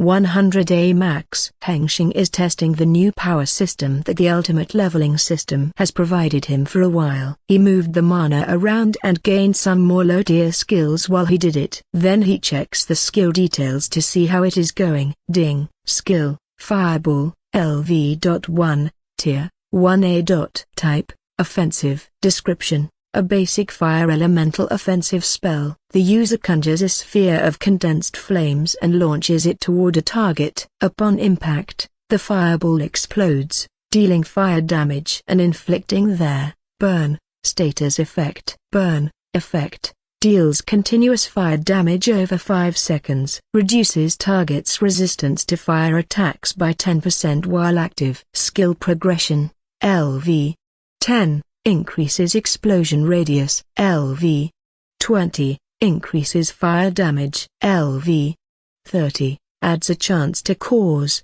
ignite, dealing additional fire damage over time. A broken bar. The status window is not just for show as his first main system Dido, it is actually adding another power system to him without any connection to the cultivation realm. The most impressive feature of this status window is the power of mana. This mana does not come from any external source, it is generated from the system window itself. This marvel can occur only because of the existence of the origin energy. As the origin energy flows through Hengsheng's body, it writes the entire framework of the leveling power system using its own power and attaches it to his body. With the leveling power system framework created by the origin energy bonded to the system user, it is as if the system user is wearing a permanent, growth-type power suit. In fact, the system window has become like another body overlapping his real body. This status window operates under a different set of existence rules, similar to those governing the god spawn. The existence of mana also stems from this status window's innate abilities. With this power of mana, Hengsheng can now deal direct damage to the god spawn's life essence, since he designed the mana energy trait to be flexible and able to adapt to many forms of the existence rules, so it is capable of affecting most enemies. This fantastic energy trait does not come without a drawback. He must sacrifice energy potency for flexibility, making mana significantly weaker than spiritual chi. However, thanks to its flexibility, he can infuse mana into his spiritual chi. The result is a new type of energy that preserves the mana energy flexibility trait while still retaining the energy potency of spiritual chi. The magic chi. At least, that's what he's calling it for now. How is it, Master? Is my leveling system cool? Hunter stood on the surface of the planets within the system world, speaking to Hengsheng through their system connection. It's cool. I can't wait to go out and level up. Hengsheng smiled as he replied, continuing his conversation with Hunter, who eagerly urged him to head out and slaughter all the demon beasts. Hengsheng chuckled dryly. He had finally met someone even edgier than himself, but his amusement faded as his eyes narrowed. He sensed someone outside his cultivation cave. A moment later, a chi voice transmission bypassed his concealment formation and reached him directly inside the cave. Fellow Taoist Lan, I mean no harm. May I have a word? The voice was familiar. Hengsheng thought for a moment before recalling it belonged to Cao Feng, a disciple of the Golden Sword sect. Hengsheng's brows furrowed. How did this guy even know he was here? He thought for a moment before deciding to step outside the cave and meet his visitor. Standing up from his seat, he brought Yansu out of the system world. Meow. Hengsheng glanced at the cat, now dressed in beautiful modern clothes woven from origin energy. However, the moment those clothes were exposed to the heavenly Tao world, they began to dissolve into thin air. Why are you dressed like this? You look so silly. Ha ha ha. Hengsheng burst into laughter, amused at the sight. Yansu's ears twitched, and her eyes burned with embarrassment. Her secret hobby had been exposed. Gritting her teeth, she let out a sharp hiss of displeasure, refusing his affection. Biting his hand in protest, she leapt onto the floor. Hiss. Hengsheng tries to catch her, but she always slips away with her swift movement. She does not let him touch her at all. I'm sorry, but we have company now. Please forgive me just this once, okay? Hengsheng pleaded, watching Yansu's tail flick aggressively. She was still sulking, but after a moment, she jumped back into his arms, pretending to be a calm and composed cat. Hengsheng straightened his posture, his amused expression fading into an emotionless one as he stepped out of the cave, slowly stroking Yansu's back. Outside, a group of 5 disciples from the Golden Sword sect awaited him. He immediately recognized Cao Feng, but the other 4 were unfamiliar. They weren't part of the group of 9 that had escorted him to the sect's private grounds. Hengsheng's gaze swept over them. In his eyes, their faces brimmed with arrogance, their expressions showing clear displeasure. On the other hand, Cao Feng only managed a faint, uneasy smile, seemingly nervous about how Hengsheng would react to his teammates' behavior. "What business do you have with me?" Hengsheng asked, his tone cold. One of the disciples behind Cao Feng visibly tensed, veins bulging on his forehead in anger. His thoughts fumed. How dare this country bumpkin act so arrogantly in front of us? Just as he was about to raise a finger and lash out, Cao Feng swiftly extended a hand, stopping him. "Apologies, fellow Taoist Lan," Cao Feng said with a respectful bow. "My junior lacks proper manners when dealing with those outside our sect." Hengsheng returned the bow, accepting the apology before speaking.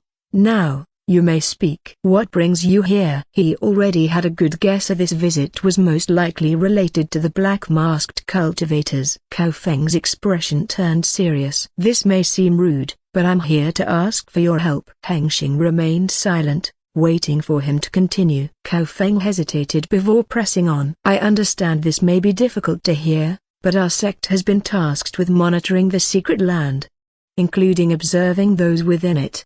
He paused, watching Hengsheng's face carefully, expecting anger. After all, no one liked being secretly monitored. To his surprise, Hengsheng's expression didn't change. There was no sign of fury, no outrage. "Go ahead," Hengsheng said calmly, noting the awkward length of Cao Feng's pause. He could tell what Cao Feng was thinking just by his face, but Hengsheng didn't feel any anger. Unlike most people in this world, he was already used to being watched. His past life had been filled with government surveillance, especially over the wealthy who lacked political power, taxing them as much as possible under the guise of regulation.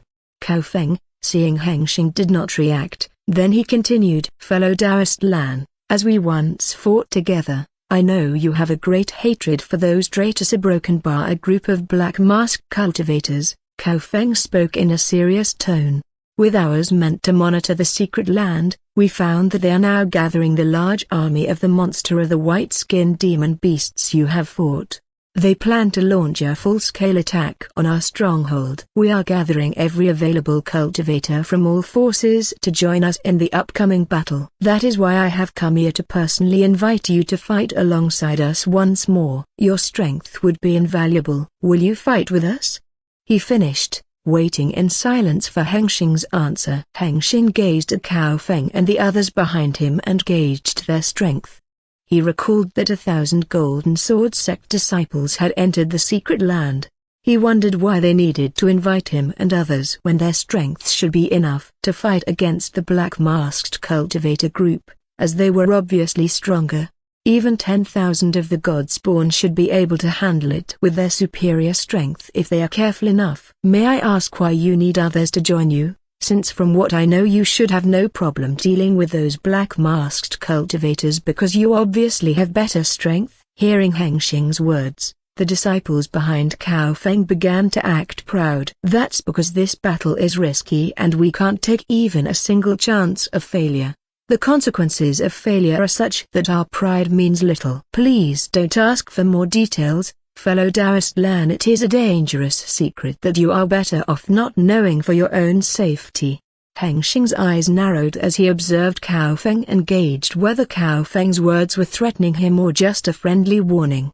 Finding no hint of threat, and combined with his own suspicions about the black-masked goal, Hengsheng decided to accept the invitation. "How much are you paying?" Hengsheng asked, knowing that even if he decided to join, it did not mean he would do it for free. "Pardon?" Cao Feng replied, confused. "You say my strength is invaluable. How much is it?" Hengsheng negotiated his fee for joining, leaving the others behind him fuming with anger as he stated his price, while Cao Feng tried to lower it a bit.